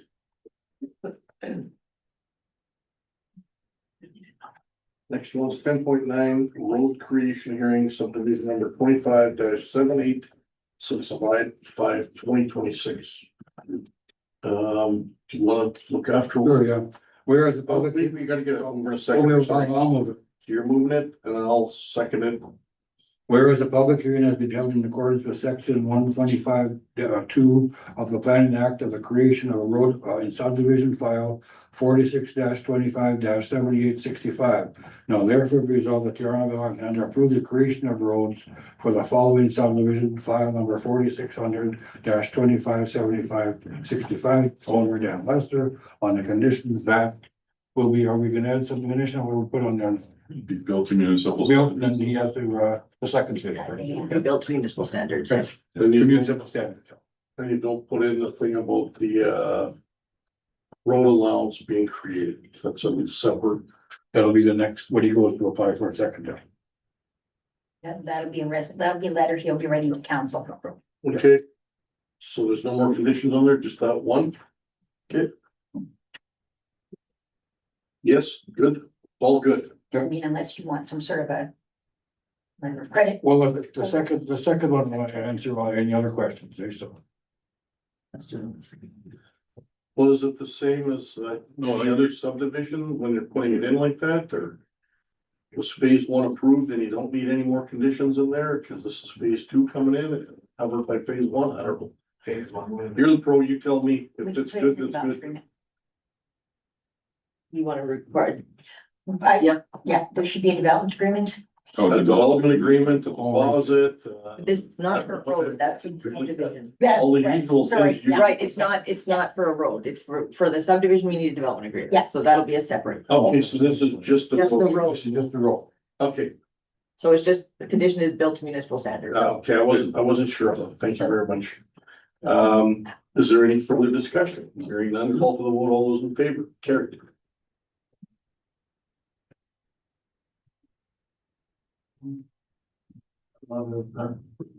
So that's it for the public hearing? Everything's done? Yes. So I move we leave the public So hearing. you've already done this, we're not in a This public was hearing. just, this is just Right, basically, so we're in the free. yeah, regular meeting already. Cool. So thank you very much, we're done now. Number 11 is correspondence point 1. Non-action notification minutes I board. just want to make a note of that 1111E, that Eastern Regional Municipal Committee with Minister Smith. That comes from Matt, your group. I find that very interesting because it should have been done a long time ago. I don't know if it'll go anywhere from the West province. Well, for school districts, you know, instead of having so many school districts, you know, to break it down to hypothetically, say 10 in Manitoba. You know, that, and it's a letter going to the minister with all the people that were at the meeting, you know, to have looked and to change the school districts, okay? So, Yeah. School divisions. school division districts, yeah. Like, I'm just hypothetically myself, and I'm not saying it's gonna happen. I'm just gonna say like, Lord Selkirk for one, Frontier and Sunrise, we're all in the same thing and we're all the schools throwing just between each one. There's no reason why we can't have one district, okay? But I don't know. Okay, Frontier, that'll be up to the problem. Frontier is huge, Canada goes all the way up. I north. realize. Also, even not very far north here, all the way up. I know the film and government looked at this quite a few years ago.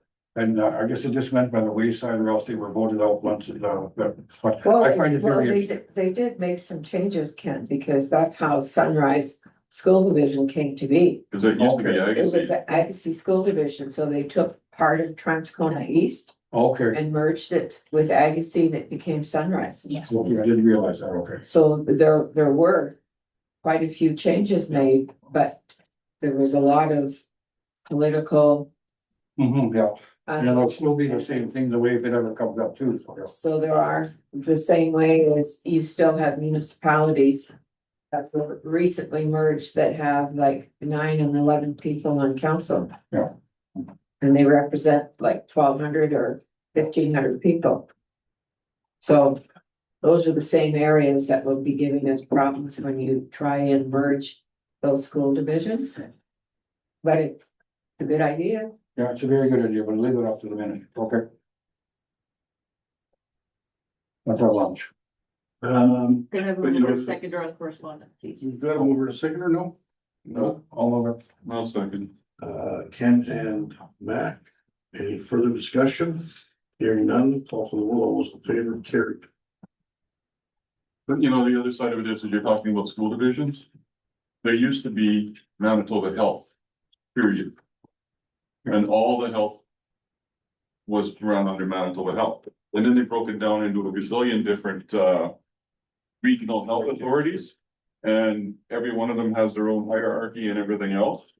And that's something that I think needs to be looked at again and revised somewhat, kind of a deal. Because they don't make a whole lot of sense. They A don't. lot of them. Yeah. Okay, the next thing is number 12, notice of motion. There isn't any. We got a meeting, And then we have one o'clock, people at 1 o'clock and then 1:30. Yeah, and then you have quite a number of discussions in camera, so I think you'll be fine After too. lunch. Yeah. Okay, so we'll just break for lunch now. And you can, we'll be back at 1 o'clock, correct? Stand adjourned. We're adjourned for lunch. They might be minutes later, so. It's okay, we got lots of chat. Who's going to be late? You can start the recording. Yeah. It's already started. It is now. Well, then we'll call the meeting to order right now at 1 o'clock. So we have, number 412 is the next item on the agenda. Yeah. 412 Hillside Beach Executive, 1 o'clock are here. I think what we asked for is you guys to come and tell us what your ask is right now, and we'll try and go through all of that and come up with a solution today. So I'll introduce our team that came today. Our board is of 7 board members and 1 associate, so there's 8 of us on our board with 4 vacant seats. Hillside Beach Community Association, I'm Secretary Laura Kemp. With me is Kelly Paskar, who's our vice president, and Brent Gillen, who is our associate director, but also chair of maintenance. I think the reason actually you invited us here today Yes. is that we want to discuss Charlie Well Park and kind of responsibilities and roles going forward. Right now, the shed in Charlie Well Park, which is owned by the Orange of Alexander, is about to start to have some mold and rot problems because the roof is in such poor condition, as well as the soffits, fascias. I just took another wasp nest out of it last week, but that was my 3rd in the last month. So those types of responsibilities, is it HVCA's, minor repairs, we don't mind taking on the responsibility of. We painted the fence around the park this year. We'd like to paint the bridge going into the park with the same color as the fence, but the maintenance of the trees and bush around it is too much for our volunteers. So we just need to figure out kind of where our 2 teams work together going forward. The grant we received this year did not cover the maintenance requests that we did put in for. We put in for you to cover the materials of the shed roof, and we would cover all of the labor with our volunteers. But we did not receive that grant funding, so we were just wondering what your expectations are now with your shed, because our belongings are in it. And then the second most important thing is the zebra mussel storage equipment container. And okay, and that right now we're storing hundreds of thousands of dollars of equipment to clean the arm of Alexander's Beach at all of our properties, because it's not safe at the park. We left the tractor at the park for 1 day and they took out all of the tools out of the back of it. They stole pins off of it. So we need that locked storage container. We now have over $100,000 of grant equipment to clean the beach. We need to protect around it. So it's good. Thank you very much for that. And just let me tell you too, though, my son has a container across the street from my house. And they went into that, I think 2 days ago approximately, and they had one of those super padlocks on it. We just zip it off with that. But it was storage full of ductwork, so nobody stole anything out of it, just cut that $35 lock off of it. I do think that the only way to stop it is with Wi-Fi and cameras. So I have been hounding Valley Fiber to put Wi-Fi for free into the park for me, but I'm not getting anywhere there, so it might be an expense that Hillside property Good luck, owners because have. I've been signing papers for them to do whatever business they have to do in the RM.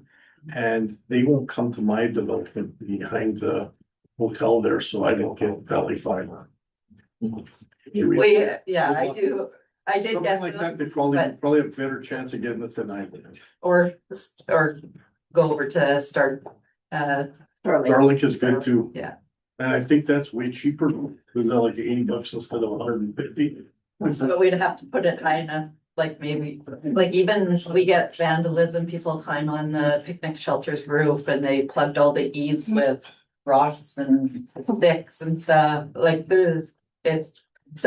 it's not just protecting the tractor and the trailers and the beach cleaner, and the next we're buying is the shell grinder. So our grant that we got last year was for the tractor and the tires, for the big flotation tires, that was 57,500. This year we got 48,500, and we bought the 2 winch trailers for beach cleaning, and we have to buy a shell grinder still.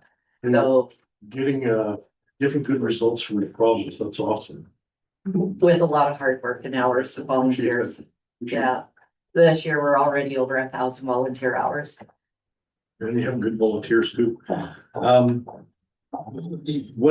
was the administration's position on this right now? We keep going back and forth. Some years, the people that are running the association there, they wanted the stuff in their name. And then it was over insurance is the biggest question all the time. And then we took over everything. And the insurance is paid by them, right? No, we only pay for our content insurance. The park is insured. The RM owns the park and has so since. Okay, so is Like that a long the position we're in right now? I think it would be useful coming in as fresh eyes and seeing all that. Thank you so much for the history. Much appreciated. If you could direct administration to sit down with the executive Okay. and then bring back to you an agreement that hopefully we can write together I that. would guess I be should good have for done you. that to begin with. So, Introduced ourselves too. I'm Jack Briscoe, Mayor of the Arm of Alexander, and this is our new CAO. Who's been here for a month and a half, for 2 months now, but in the 3 position. months, but officially, just for a month in the position, officially just under. So yeah, she's gotta get up to speed on that. So that's exactly what we'll do, but. if that is If you want acceptable to to the introduce yourself, start from this end, go around, just, Ward 1, Diane Dubé, Ward 3. Kingborn, Deputy Mayor, Ward 4. And then we work to. and you've already met our new CAO, Jocelyn Whaley. And, go ahead, Michelle, you should introduce yourself. Michelle, the assistant CEO. I'm Trevor. And then we also have a new public works manager, and that is Dan. Go ahead, introduce yourself too, Dan. Dan Lloyd, Public Works Manager. Okay, so now we're all introduced. What we can do right now is, can't give you an answer right now. But, you know that we try and support, HB. Well, you do their full name of Hillside Beach Association. Yeah. But Yeah. HBCA, we're fine with, But, yeah, we try and support you in every endeavor we can. and we feel supported. It's just on something this major like that shed roof. It's outside of. When we try to fundraise and do things in the community, we've tried to provide amenities for the community. If we say we just spent our entire budget for the whole year. On a new roof for a shed owned by the Arm of Alexander, we're going to hear back from our residents, what are they paying their taxes for? We already get that a bit with, you know, what I do with the beach cleaning and I have to always say, well, you guys support us, the province supports us, but we also have to contribute as community members. So we're gonna dig into the past. Yeah. Make sure we're on Thank the you, same and I- page.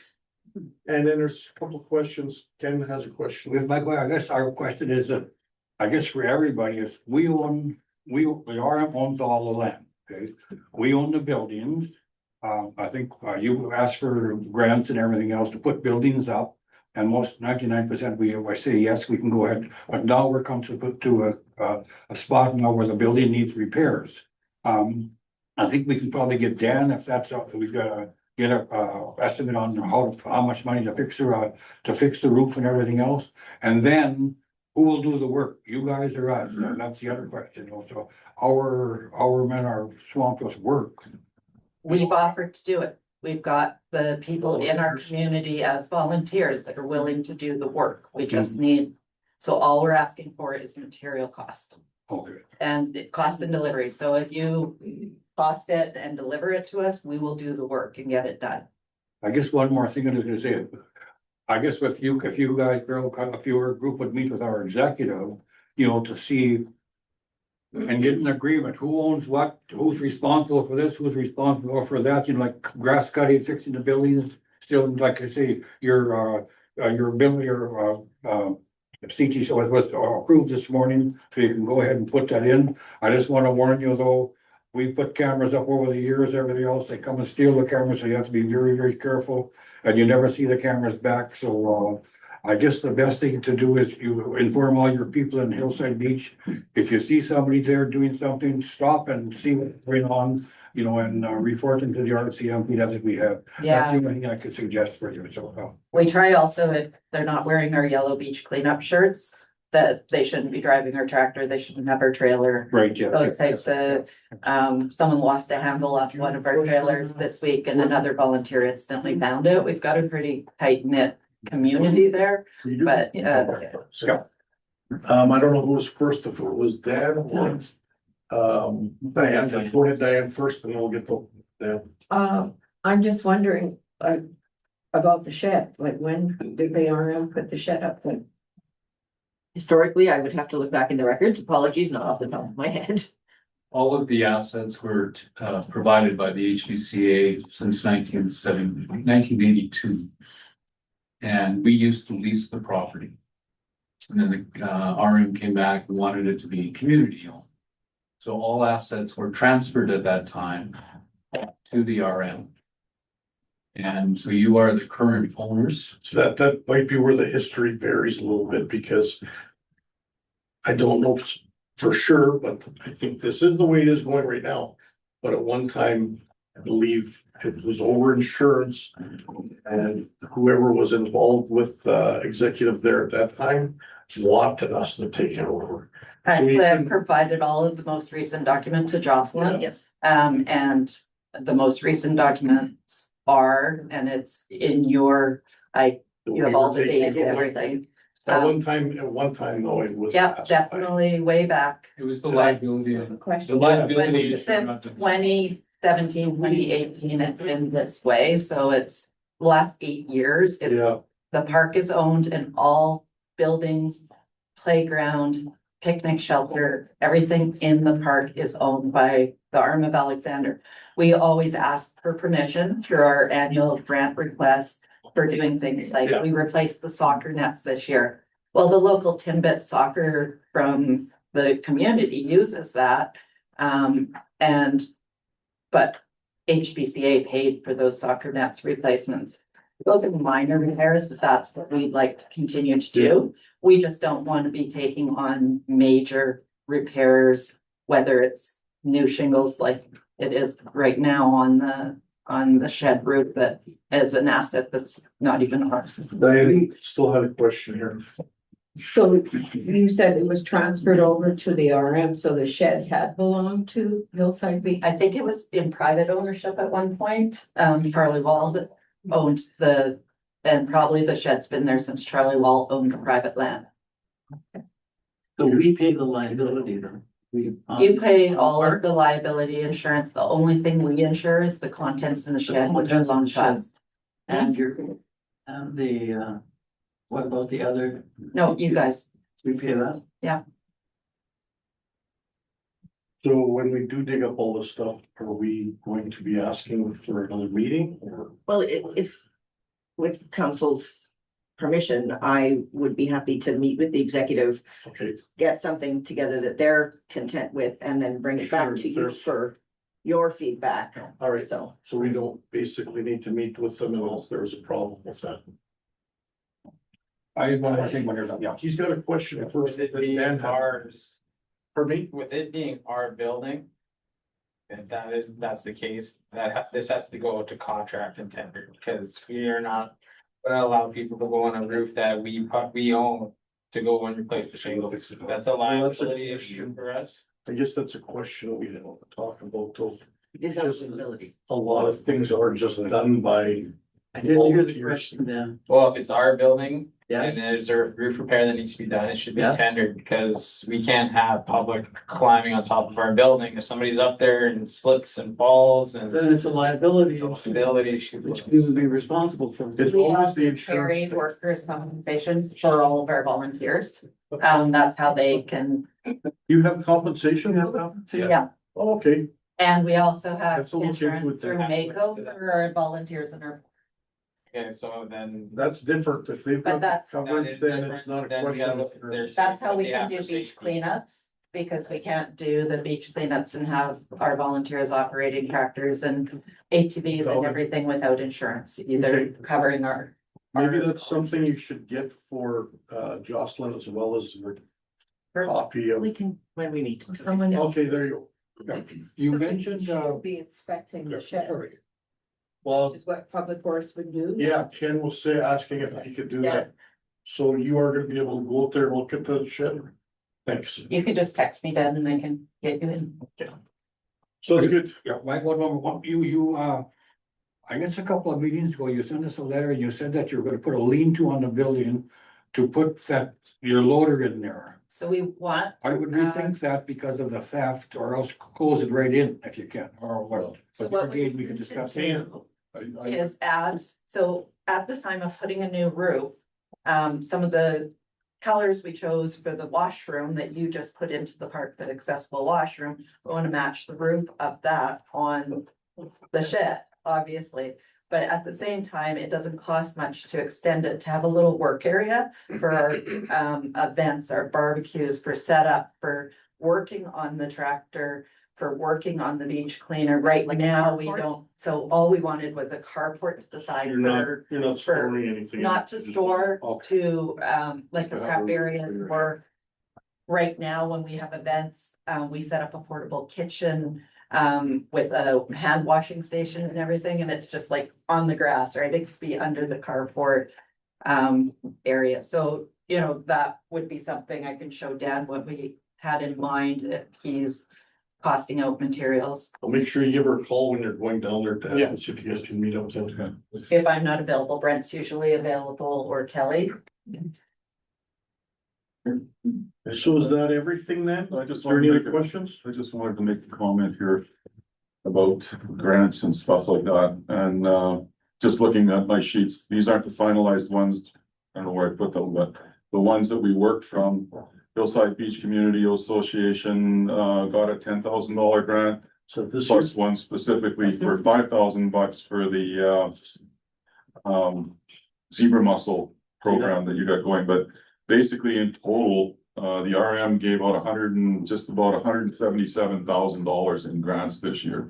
So I mean, there's a fair bit of money that is going back into the community, and it covers basically across the range from community associations like what you're doing here to cottage associations that are just small groups that are getting a few bucks here and there to do whatever projects that they want to do, kind of a thing, and into it. But yeah, we were sitting at basically $177,000 in grants that were given out to the different associations and so on within the municipality this year. And that's pretty much a constant. Goes up and down a little bit here and there, but it's pretty much a constant every year, so. Yeah, and that's the exact same grant as we got last year without an $8,000 repair cost to a shed that we don't own. I know, So we've got also on our plate a $5,625 accessible deck that we still need to build under the accessible trail that we put in last year for 21,000. The RM, so your portions that we get go towards the projects, but we've been supplementing that with large grants from other organizations. Last year, we got 7,000 from Trails Manitoba. We've got 110,000 from the government of Manitoba. They won't give us those kind of grants if we're not getting local contributions from the RM. And they felt that actually the RM contribution in kind compared to what they've given us is very low. I know it's big in terms of your overall budget, but compared to what we're actually doing and spending of our own funds. We just did an electrical upgrade for the park so that anyone can have events there that require like a live band or more electrical before our social in the park. That was another 2,000 that the HBCA has spent in your park. We painted the It's fence. our park. Sure, I'd like it to be our part.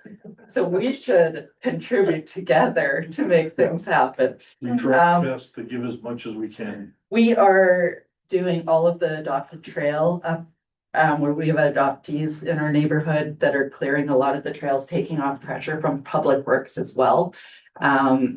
As you probably know, Dan, I have a full map of that, so there's a lot. We put in bike racks at each of the beach access. With the grant money, we put in benches at all of our lookout points. You guys are doing an excellent job.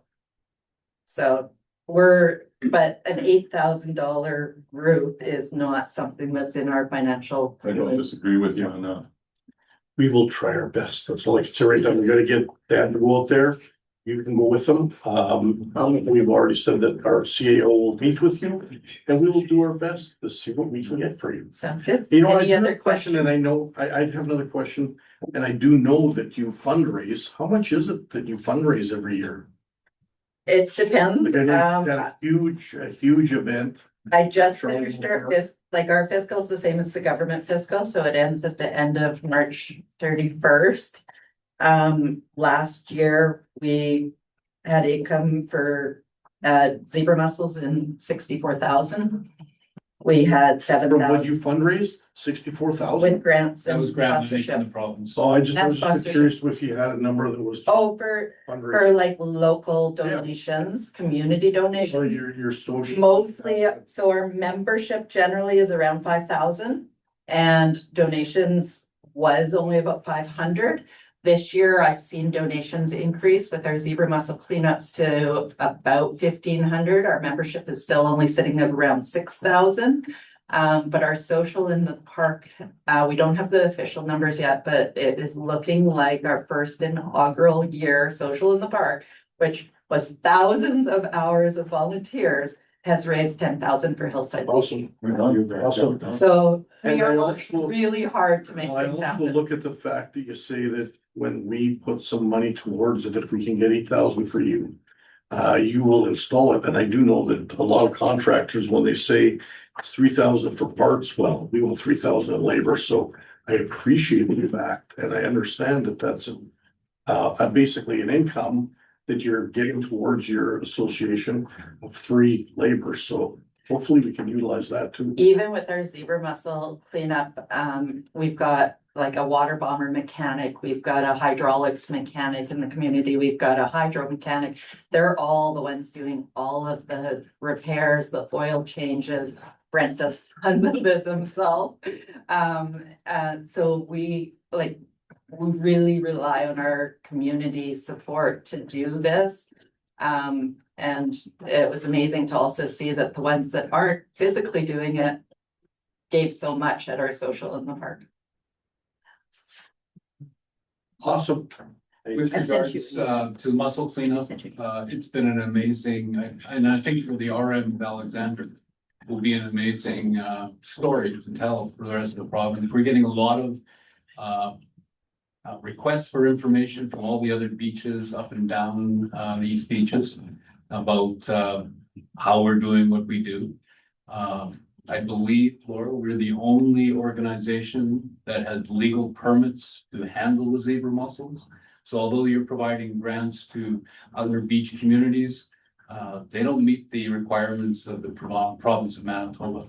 So it almost feels like that the province isn't using you, but is using you as Oh, absolutely. the guinea pig that's. It's looking been a after wonderful- zebra mussels for the. That is partially why we've been able to get funding. They do not fund beach cleanups, they fund prevention.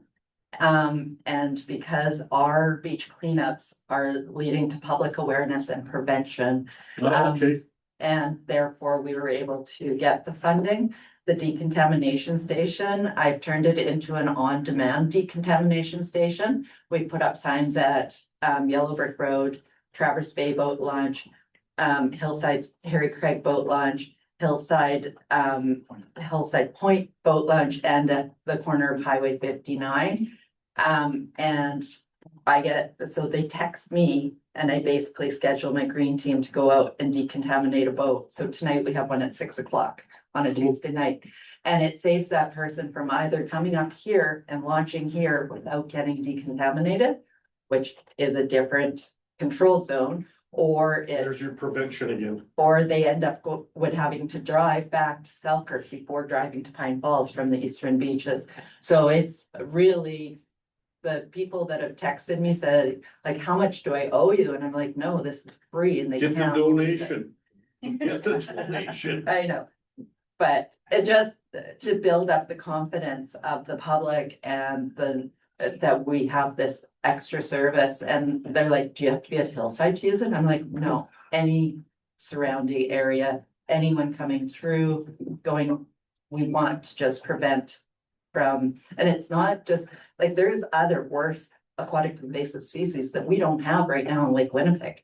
So while we have zebra mussels, we don't have quagga mussels, we don't have the Asian carp. That would just kill boating completely in our lake. So this is the way of the future, is to decontaminate boats before they come into our lake as well as when they leave our lake. What do you do, Jeff? Filling it, drink.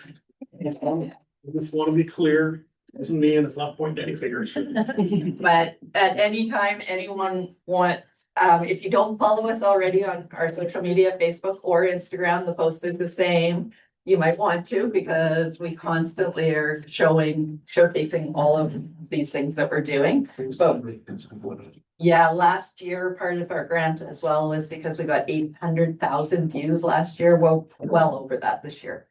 So. Well, you're doing a great job. Thank you very much for looking after your communities like that. I appreciate you. And we will do our best to help you always, Bill. Thanks very much. Thank you for your time. Thank you. Bye now. Nice meeting you. Yeah.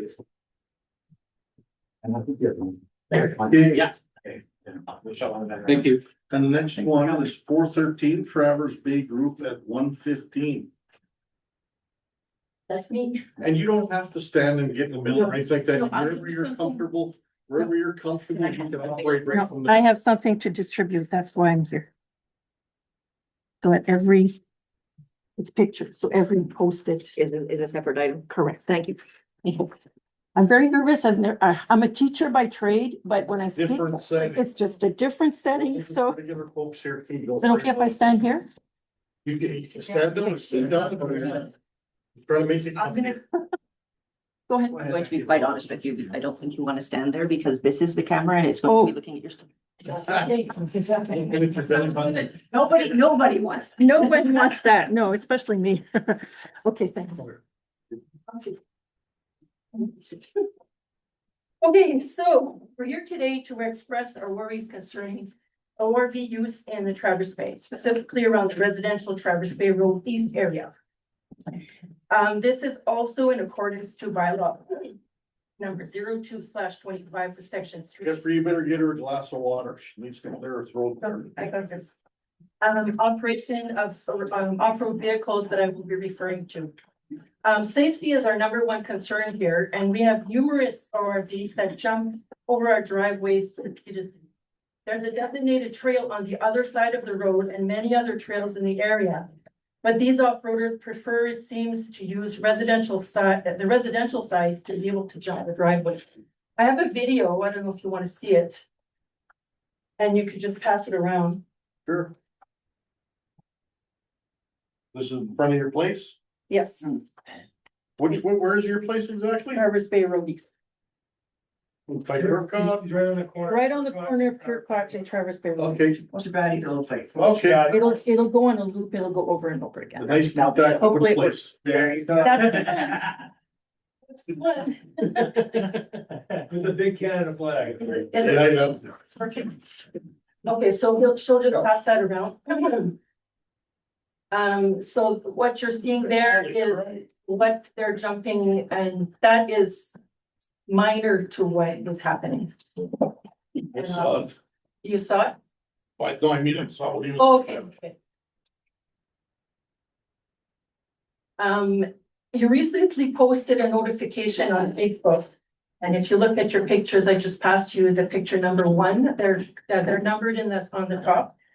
I would like to draw your attention to the first paragraph where it says underline 1. That talks of concerns, excessive speed, damage to roadways and recently maintained surfaces. There are Manitoba Hydro guide wires close to the entrances of some of the driveways. And we're afraid that one day one of the drivers will clip this wire on either side of it and get hurt. If you look at picture number 2, you'll see the guide wire that crosses one of the trails that we're referring to. Sometimes to bypass this wire, then they drive on private property. And this is more obvious during the winter with snowmobiles.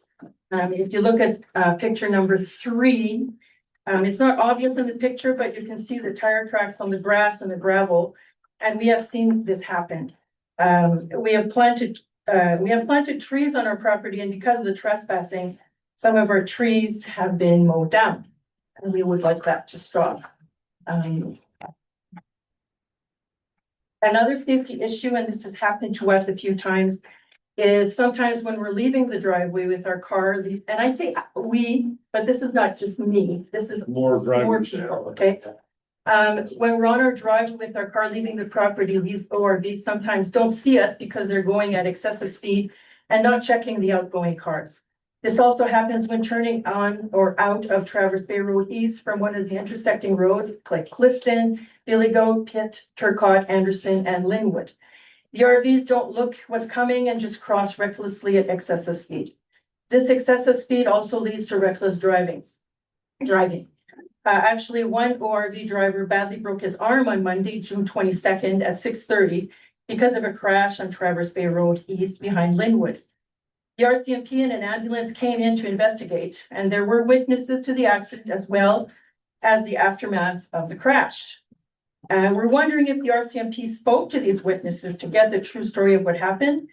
Was there an incident report made? The dirt bike in question was apparently removed from the scene before the RCMP arrived. Why was this dirt bike removed? Were these drivers underage, driving without supervision, without insurance, without license plates on their vehicles? We don't know. These would be serious offenses, not only with this accident, but at other times when they're on the roads off their own properties. Yes. So it was removed. You mean it disappeared? It disappeared before the RCMP. Somebody took the damn thing and walked away with it. No, someone was driving. Parent or guardian or somebody, you think a grandfather came, took the bike away, took the kid away, whose dad was hurt before. Anybody arrived to have a look at it? Yes, they didn't, the RCMP did not see the damaged, the bike that was in the accident. That's the what happened. So we don't know what happened. This continuous jumping is causing damage to our roadways, which are now crumbling away. Our driveways are eaten up by all this jumping, and this also could be a hazard for them because the ruts are so deep now, and in pieces, they could misdirect their jumping and injure themselves. You can look at pictures 4, 5, 6, and 7. And these pictures were taken about a month and a half ago, so they have gotten worse than what you see there. And we're afraid that if they're in worse condition coming into the future, it could possibly damage the bottoms of certain cars. It's actually like going over a speed bump sometimes with some of these driveways. I'd like to draw your attention to the underlined points of the picture number 1 of your Facebook notification, where it says underline 2 in your Facebook notification, namely the one that says avoid spinning tires, excessive acceleration, and other activities that damage gravel surfaces. Even if our damaged driveways are on municipal property, it's us that has to maintain it at our expense, even if it's municipal property. When we do repair it, it gets damaged again. This infraction does not follow bylaw number 02/25, section 3B. And I quote, "No person shall operate an off-road vehicle in a careless manner or without due care and intention or without reasonable consideration for other persons and property, or in a manner likely to cause damage or injury to other persons and property." Your Facebook notification, underline number 3 on picture number 1, also mentions keep noise levels reasonable. Excessive engine noise can disturb nearby residents and visitors. Sometimes we hear these ORVs excessively revving their engines late at night, which can be quite disturbing. I know some of our residents back onto one of the properties of these dirt bikes and they hear the noise, and Jeff can attest to that, and Chris can attest to that. Sometimes it wakes them up and they're trying to enjoy a nice quiet evening and there's so much noise that it's very frustrating. You can't sit on your deck and enjoy a conversation. Yeah. Because there's certain residents behind us who have built dirt bike tracks in their backyard and they run with no exhaust on their ATVs and they race around. That's another thing is non-stop. It's non-stop every night. Make sure you leave us their address. Well, we've had the bylaw officer go there, so that's, Yeah, the bylaw officer has already delivered a letter Okay. not to mention gunshots that have been reported there, too. That from that, in the middle of yeah, from that same property. Yeah, So, just in regards to that, like, if it's continuing to happen, continue to put the complaints in there, because basically it will get to the point where something can and will be done, kind of a thing. They've said that to us many times, like, if there's a problem, you have to put in a complaint Yeah. to the RCMP. And yeah, he's Well, saying even now, from the one complaint, you might hear, they'll look at it, 2 complaints, oh geez, you better do something, 3, 4, 5, Mhm. they're going. Like, if there's more complaints, the better. Yeah. If you guys all, have any of you phoned the RCMP? Yep. Who has? So they've got at least 3 complaints. If there's other people involved, get them all the phone. Mhm. The more complaints, the Yeah. more they have to act. But the thing of it is for the noise stuff and that, you should be pushing that through our bylaw, because we have the bylaw. Yeah. That's in place, and I believe the noise bylaw is one of the one that has, PSA attached to it, right? well, iPhone bylaw. decibel. And what No, happened? Oh, yeah, POA, yeah. POA, sorry. There's a Yeah, the so bylaw, or be- the bylaw 13/24, section 4C, it says prohibited under any circumstances. The following shall be deemed to be nuisance noise in any part of the municipality. The excessive sound emanating from any motorized toy, drone, recreational vehicle or vehicles as determined by an officer unless authorized by council. With altered exhaust, I might add. Yeah. Not only the regular bike would be allowed, this is altered exhaust. That is like performance, everyone's heard it. I can't. It's extremely loud. I It's can't. in your backyard. You Or want there's not anything. Yeah. It might be nothing, like it might just be blown out. Great, yeah. Just straight pipe. No, he's got it, because that's the kid. So you got a can on there. All the way down Power Bay Road. He's a, Oh, yeah, Yeah. he's the one in Chapel, so that's the. right next to you. That's, yeah. Is it a red? Yeah. Red bike? Red Okay, bike. yeah, same kid. Yeah. I think that's the one that broke his arm. No, it's not. No? Oh, Okay. No, the one that broke his. Anyway, on Travis Road. Continue on if you have some more stuff. Yes, I'm almost done. These ORV drivers are doing wheelies actually also on the public roads at excessive and dangerous speeds. They also do donuts on the roads that have been freshly gravelled and treated for dust control. We've noticed this at Traverse Bay Float Launch, also in Turcotte Road as well. This action, I'm sure, adds extra cost to the municipality because of the damaged infrastructure of the roads. We don't know who these drivers are specifically, but we kind of do, okay? But no, they live in the area. We have asked them specifically not to jump our driveways, but it hasn't stopped them.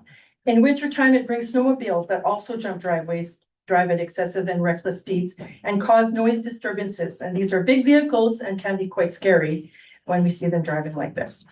Our wish is to somehow protect the erosion and the embankments on each side of our driveways caused by this constant jumping.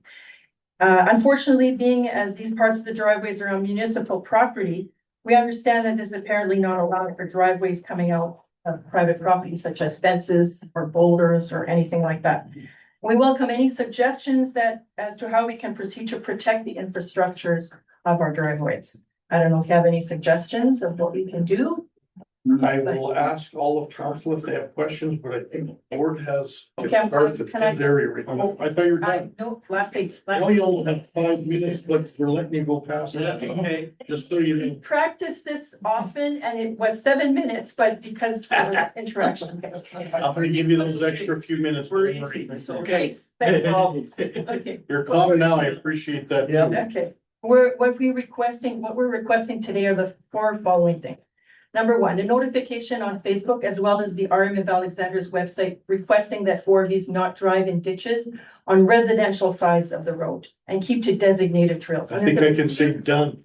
There's a beautiful trail on the other side of the Well, road. It's a We beautiful. can put it on the website and request it. And No, but when you look at some of the pictures, that's where the track is basically running down the ditch Yeah. that's coming up to their I was driveway. gonna ask, and I'm gonna agree with her that we should probably be looking at some signs. And I Well, know that's that my they- next request. I figured you'd be asking for Yeah. a sign. A Sorry, mention Gordon. of not jumping the Yeah. private driveways could be stated also.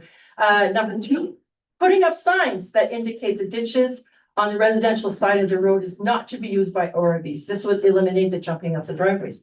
Number three, reposting on Facebook and on your website your previous notification, emphasizing the noise levels late at night, respecting infrastructure of the roads, and not driving at reckless and excessive speeds.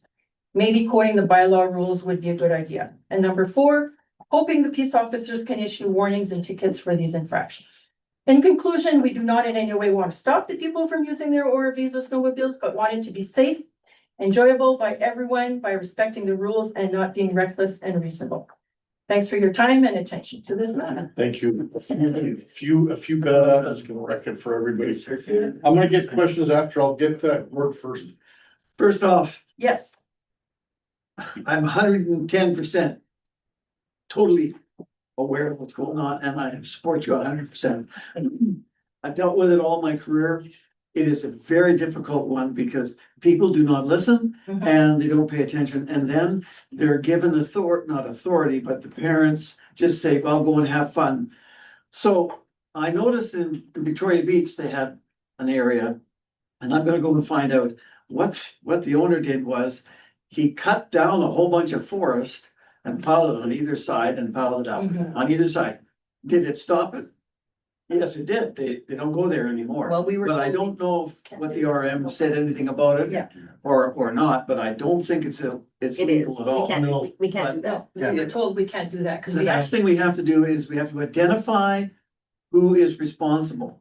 These kids. Once we identify them, then we can start the process by going after the cyclist and the family at the same time. We get the bylaw officers in there, we identify who they are, we know what they're doing, and we start to go after them and say, okay, we're not gonna tolerate this anymore. That has been done. Yeah. We did talk. And they haven't stopped. I've actually, Jocelyn got an email about that and we contacted Jason, the peace officer, who has hand delivered letters to 2 families, that's all. The parents. It has spread, it has slowed down, but the thing is, it's only these 2 families. No, we've got, We have other people that are there and jumping and everything. no, then we have to go further, then we have Yeah. to start charging them. And we Yeah, have to start consistently telling them, yes. this isn't gonna be tolerated Right. anymore, and we're going to. It's been done before, it takes time, Mhm. but it has to be done. We have to identify them and then proceed that way. Mhm. Putting up signs, yeah,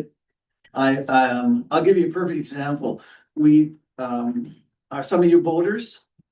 If you go out in the lake, well, we keep the channels open going from Pelican Point out to the lake. We have signage everywhere. We have huge signs telling everybody. Has to be a slow zone. You go through it, you putter your way through. They ignore them. They hit our boys all the time. They smash into things. Signs are good to some extent, but they don't really do the job as well as going after them personally and making sure that they're aware and then charging them accordingly. If the signs were put right on the trail, Or you're even right in the middle of the trail. right in the middle, They might just go around it. well, then they're on private property. Yeah, but you see, a lot of these people, I'm not being negative, but they don't care. Yeah. They get out and I'm sure you've experienced it. They don't care. It's the same as breaking into the place. We get breaking enters all the time because they don't give a damn. Okay, so. I have another question, Go ahead, and I'm Jeff. gonna bring up an example. The area of Traverse Bay Road is kind of unique because there's only residents on one side. The other side is a public reserve land or provincial forest. Crown. Okay, so that's the side that the trail's on. So basically, when you come up Traverse Bay Road from 59 Highway up to Traverse Bay Road North. Yep. Every road is on the north side. Yeah. Okay, so for years, I mean, I've been there for 30 years. Yep. Only in the last 5 years or so has a trail developed there. There never used to be a trail, but all it takes is somebody to run some ruts And then once, and then everybody does that because the other side maybe wasn't maintained as well, so they take the easy side. Then, of course, the kids realize, well, we have jumps on this side, and now they jump the driveways. So a lot of people have tried to put a little fence there, they put rocks there, and I know the RM have told them to take it down. All right, so we have to pay for our culverts, or otherwise we, and I know as being land developer, you have to pay for your own culvert, you have to pay for everything before you get your municipal address. That side of the road, there's no culverts, because the engineer said you don't need. Now you say we can't put anything there to barrier that, but yet we don't have a culvert. Now go down the street to Billy Goat where there is culverts and people have poured concrete down them, they have railway ties holding them up. You're talking about double standard here. If you can't protect, if we can't protect ours, why are these other people allowed to have railway ties and boulders and concrete to hold up their? I think I can answer that one. If they're putting railway ties like on the angle, you're just fortifying your driveway. We're talking about fences. The Oh, people we're putting up, we're telling them to take their fortify. fences down. Can you remember? If you fortify it and made it dangerous and your kid or my kid hit that, I'd be suing you. Okay, but hold on. Any RM. Natural grades everywhere, you can go 45 degrees. Okay, I don't know what that's a the natural grade for any ditch. And that's in it's in the codes. So these driveways have eroded down to like 20 degrees. Yeah. So why can't we build them back up to 45 degrees and do step railway ties? I mean. Well, they're it's still gonna not- be able to go over the railway tie, but it won't deteriorate or erode your driveway. They could, if they And you're wanted to not go that making- 45-degree railway tie, they could. But then wait, you know what? It's the same as every other one else, every other development in our RM. They do that. So why Do we- double standard? Do we have a problem with that? You know what, we're gonna bring you back detailed information on that, Okay. we're not gonna answer on the fly. Yeah, okay, I shouldn't be answering right Yeah, now. I agree. But, you're talking about All I'm apples saying and is- oranges, Jeff. Talking about apples and apples here. No, I'd say you're not. You're talking about apples and oranges because a fence is completely No, 90. we're not talking about that. And that's what we've told people to take down. We never told anybody to take down rocks on the Yes, we sides. have. Yes. Well, if they're big rocks that are, yes. I'll make, But We'll come back, big rocks. we'll come back with an No answer. blocks. I promised to. They're on the same side. There were also logs put across certain driveways, and they were told. Yeah, and many people have almost hit, all of us have almost hit one of these guys. And mine too. I come up Travis Turcot Drive at the corner. The stop sign, they drive between the stop sign and the bush line because they're on that property and they go zooming across you before our stop signs. And many times I've had to the brakes. I got a Bobcat on my truck. I got a 3/4 got the truck. I got 15,000-pound load. I'm braking when I'm supposed to brake in anticipation for a stop sign, not some Yahoo running in front of me 20 feet earlier. That's for You know, protection. where I can't see him coming through it and I can't brake. So it's for the safety of us and them also Right. that we're looking at. David, do you have your hand up, Ken? yes, I did. I thought you were going around. I'm gonna summarize this Go up ahead. here. We have a whole, okay. You're not the only place where that has the problem. What next? We have the problem all over the RM. You want to go next? There was a kid on golf cart last week and Pine and Yeah. Lester Beach. We've heard that there were a bunch of accidents. There was an accident there, the kids were, they got hurt, but they were okay. I was out again, well, you know where I live, I go out with my truck and I got four-wheelers going back and forth down the road. I was up picking berries this weekend and there's four-wheelers going, you know, they don't care whether you're standing there or not, they're running over you. Like I say, I was up by my Blair store, on Sunday. You know, they're coming in there. We have a problem all over the place. And I think we have to address this special thing sometime this winter to be, putting something into place. Like talk to the RCMP or do something, because the problem's not isolated there. It's Yeah, the but- whole RM. We have a problem over here on Winnipeg Winter River Drive. But I do think that Traverse Bay Road East is a specific, Yeah. like it's the residential side. I'll tell you one more thing. I know all about moving from trail from one side to the other of the road. Mhm. The Snowmobile Association in Manitoba, They would go in front of my mother's place. You knew where my mother's place. Every time a groomer went there, they'd block the driveway. I blocked that driveway off. I had an argument with the driver. I went to association. I says, please move everything to the other side. You're not hurting anybody. If you go across there's no driveway there. My brother's, you can go all the way down to the Virtue, and that's where it goes there. They didn't care. They just left it right there. The association, Snowmobile Association didn't care. So finally, I just said the hell with it, and finally they got rid of one of the guys in their group of association where I could talk to them, and I said, every time you guys clean up, you make a mess, we clean up and we send you a bill.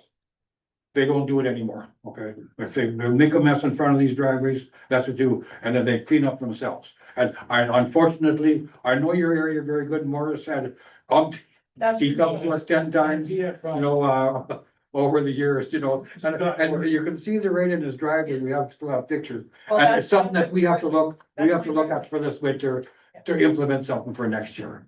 And I thank you very, very much for coming. I'm gonna get a question next from, I got two people who want to talk up here first. Do you want a copy? No, I have a copy.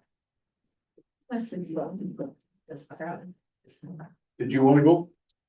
Sure. This is a problem that is area wide, or maybe not so much right in around here, but I know if you get out into Ward 4, which is my area, which is really.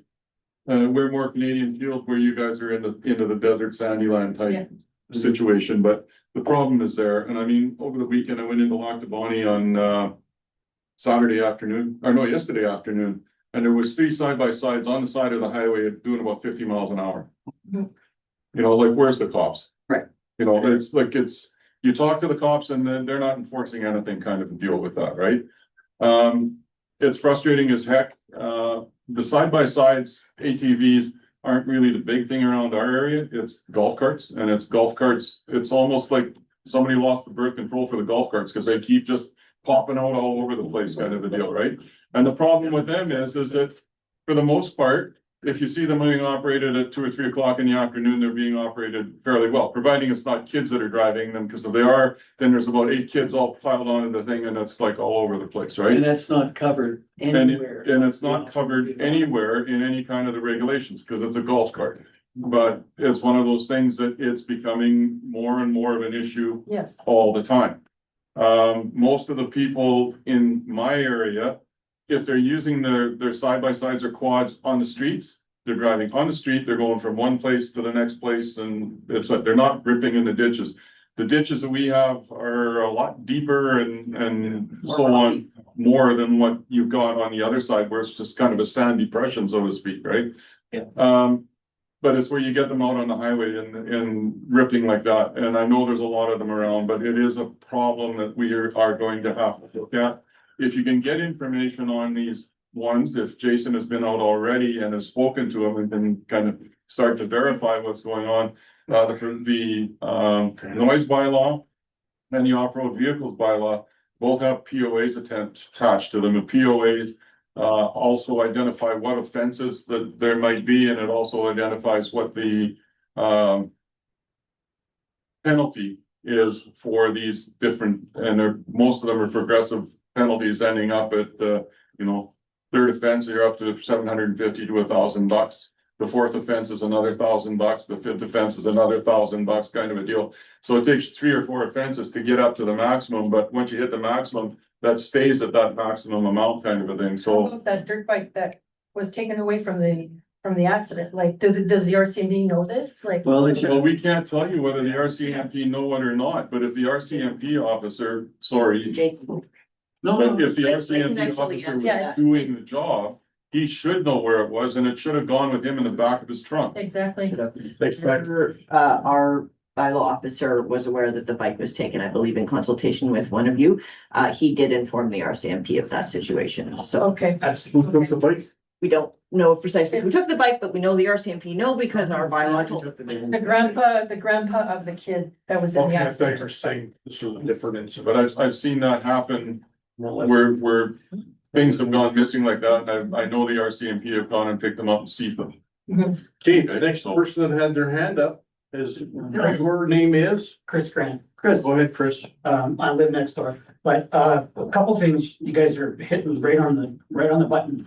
It is a sandy depression ditch and our driveways just wear down. So if we could do something without putting a fence up, if we could do something just to retain the sand from being worn down and keep it at that 45 degrees, then that would, I think, for me anyways, I would be perfectly acceptable to do that if you guys will allow it.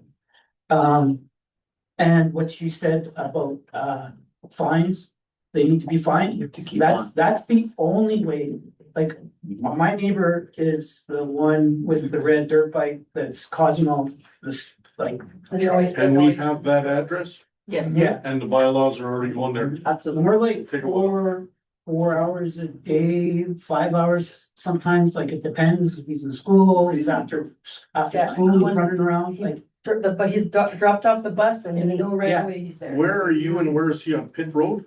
So he's on Pitt and I'm on Traverse Bay East. He's right across, the guy in question is right across from the church, basically. Yeah, right on. John Savoy old house. Okay, oh, I know that is, yeah. But he won't stop until you hit him in his pocketbook, and Yeah. his kid won't stop either. He's also running an excavation business out of that yard with an excavator and digging a gigantic. Different subject. Yeah. it is a I don't know. He's got like a. You should put that in, if you wanna put that in on our We're. system.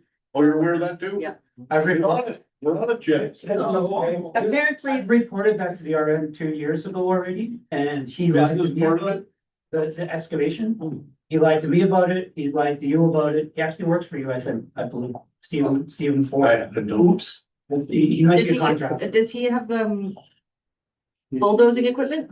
Yeah, he's got a bulldozing, he's got hauling, and he's got a living paving company, and he advertises it, and he sells it. We don't, He sells the we don't dirt right off- contract with him, right but off I his do think I know residential who does. property. Oh, okay. He excavates his own property and just sells it. this young man has obviously not got the directions from his family. We have to start getting back, and we have to be either educating him more, or if you want some signage, maybe Dan can help us out, maybe we can look at that and see about it. I don't want to happen what happened in Saskatchewan, because dad went out and kid was running the machine and he jumped the driveway as dad came out, and he killed the boy and he killed his dad because the bike went right through the side and killed them both. And I don't want that to happen here, but it can happen. It's the reality of it. So we have to do as much as we can to try and convince them, but education and charging these people has to go down the road. On a last note, he's been doing this for years. So I believe he might be 15, almost 16 or 16. So he's running down the road without a driver's license. The bike doesn't display any kind of registration, No plates. no plates or anything like that. And he's doing wheelies down the road. Now I know that the RM has the road policy. As long as we've got to the address now, we'll get you off our. Yeah. So we've got the information, bylaw officers are doing what they can right now, they will be fine, we know who it is, Diane, go ahead.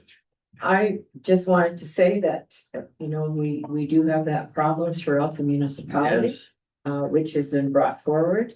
I think that the fact that our bylaw officers have been there, we know who it is.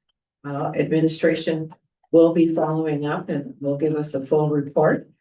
And the signage is something we can take a look at. Yep. And also trying to do something to help you maintain your roads on the sides of the culverts, whatever, we'll take a look at.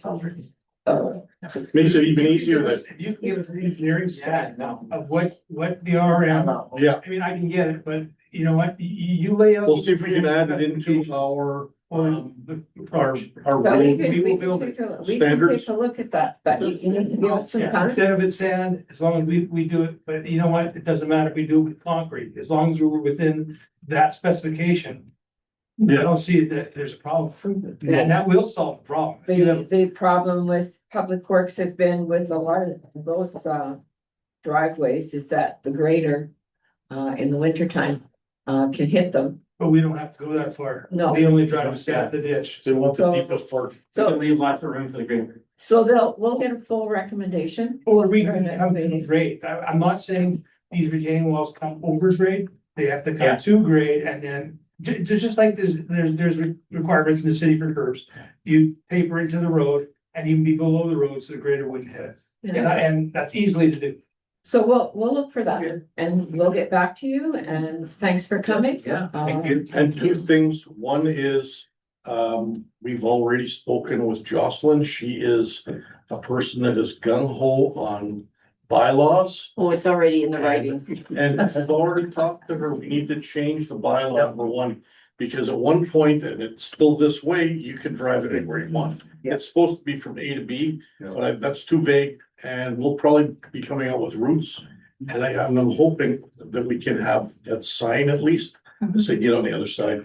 The only thing I gotta say about sign, just remember, you guys all look old enough to remember the song that was about signs, signs everywhere, sign. And the part of the last line of that is, but nobody reads the signs. Yeah. And unfortunately, the only ones that are gonna read the signs are you guys.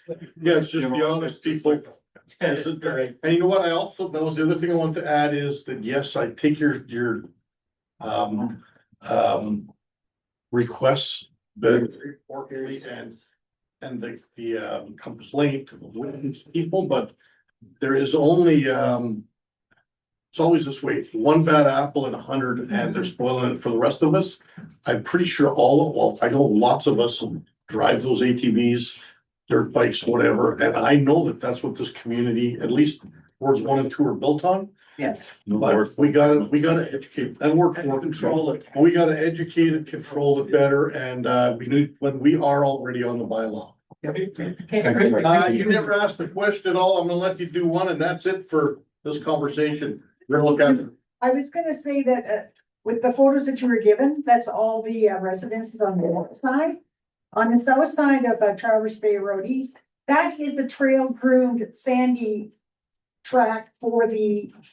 Yeah, no driveways. To enjoy it, and also too, I mean, there's miles and miles of trails. Why are they playing on the road? In the pits right there, they could be in there all day long. There's a beautiful trail on the other side. We went there. And There's no jumps in there. And there's a gravel pit there. too. One comment, They want the jumps. Yeah, we're getting out of hand here. We better, one Okay, comment one more. to go with this, and that is that, yes, you need to keep calling them in, putting in service trackers to get them addressed so that the right bylaw will go after them. If you got pictures or you can get a picture or something, put a picture. I'm not exactly sure how you can submit a picture with it, but there's gotta be a way to do it. And then at least you've got something, okay, at such and such a time, on such and such a day, and here's what we saw kind of Like a the deal, right? video that I. You can. Yeah, send that to you the can RCMP. attach that on your, And who do I send that to? I'd send it to the RCMP. Yeah, send it. Okay. Send it to us. Put it in on the service tracker. or the service tracker. you can Anyway, attach pictures Thank you there. very much for coming in and expressing your opinions on this, and doing your best to look out. Thank you. So that only, what, 10 minutes? Okay, that's it for your 10 minutes. 10 minutes. Okay, we're gonna take a break right now for 10 minutes. We'll stop the recording. Let me know when, Matt. Any further discussion here, you're gonna call for roll. So we are back in the meeting and. Oh, Ken. So, okay, here is the first resolution coming out of in camera. Be it resolved that the Rural Municipality of Alexander directs administration to tender the engineering design and remediation of erosion at Lester Beach. You need a mover in a second, or? I'll move it. Any further discussion? Hearing none, all the vote, all those in favor, carried. Thank you. Second resolution coming out of in camera. Be it resolved that the Council of the Rural Municipality of Alexander choose option 2 to handle the capping and pushing at the Traverse Bay Waste Disposal Grounds. I'll move it. Second. Any further discussion? Hearing none, call for roll in favor, carried.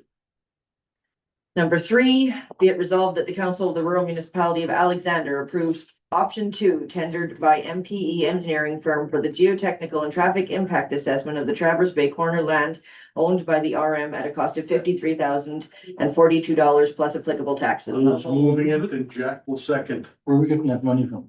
You already budgeted for it. Okay. All those in favor? Carried. Jack? Gord. Word is Jack. And fourth, be it resolved that the Council of the Rural Municipality of Alexander supports the nomination of Michelle Stefaniak for the Lieutenant Governor's Award for Leadership in Municipal Administration. I'll move it. Second it. All those in favor? Unanimous. Carried. Right, you can now adjourn your meeting. Oh, what about, Don't make me cry. After the meeting. Very oh, good. after the motion. So adjournment would be who's your mover and seconder? Catherine, Ben and Mac. we, adjourned the meeting. 3:50. Ken, Mac, yes. 3:54, Going back, all in favor, carried. adjourned. Okay. I did. Okay.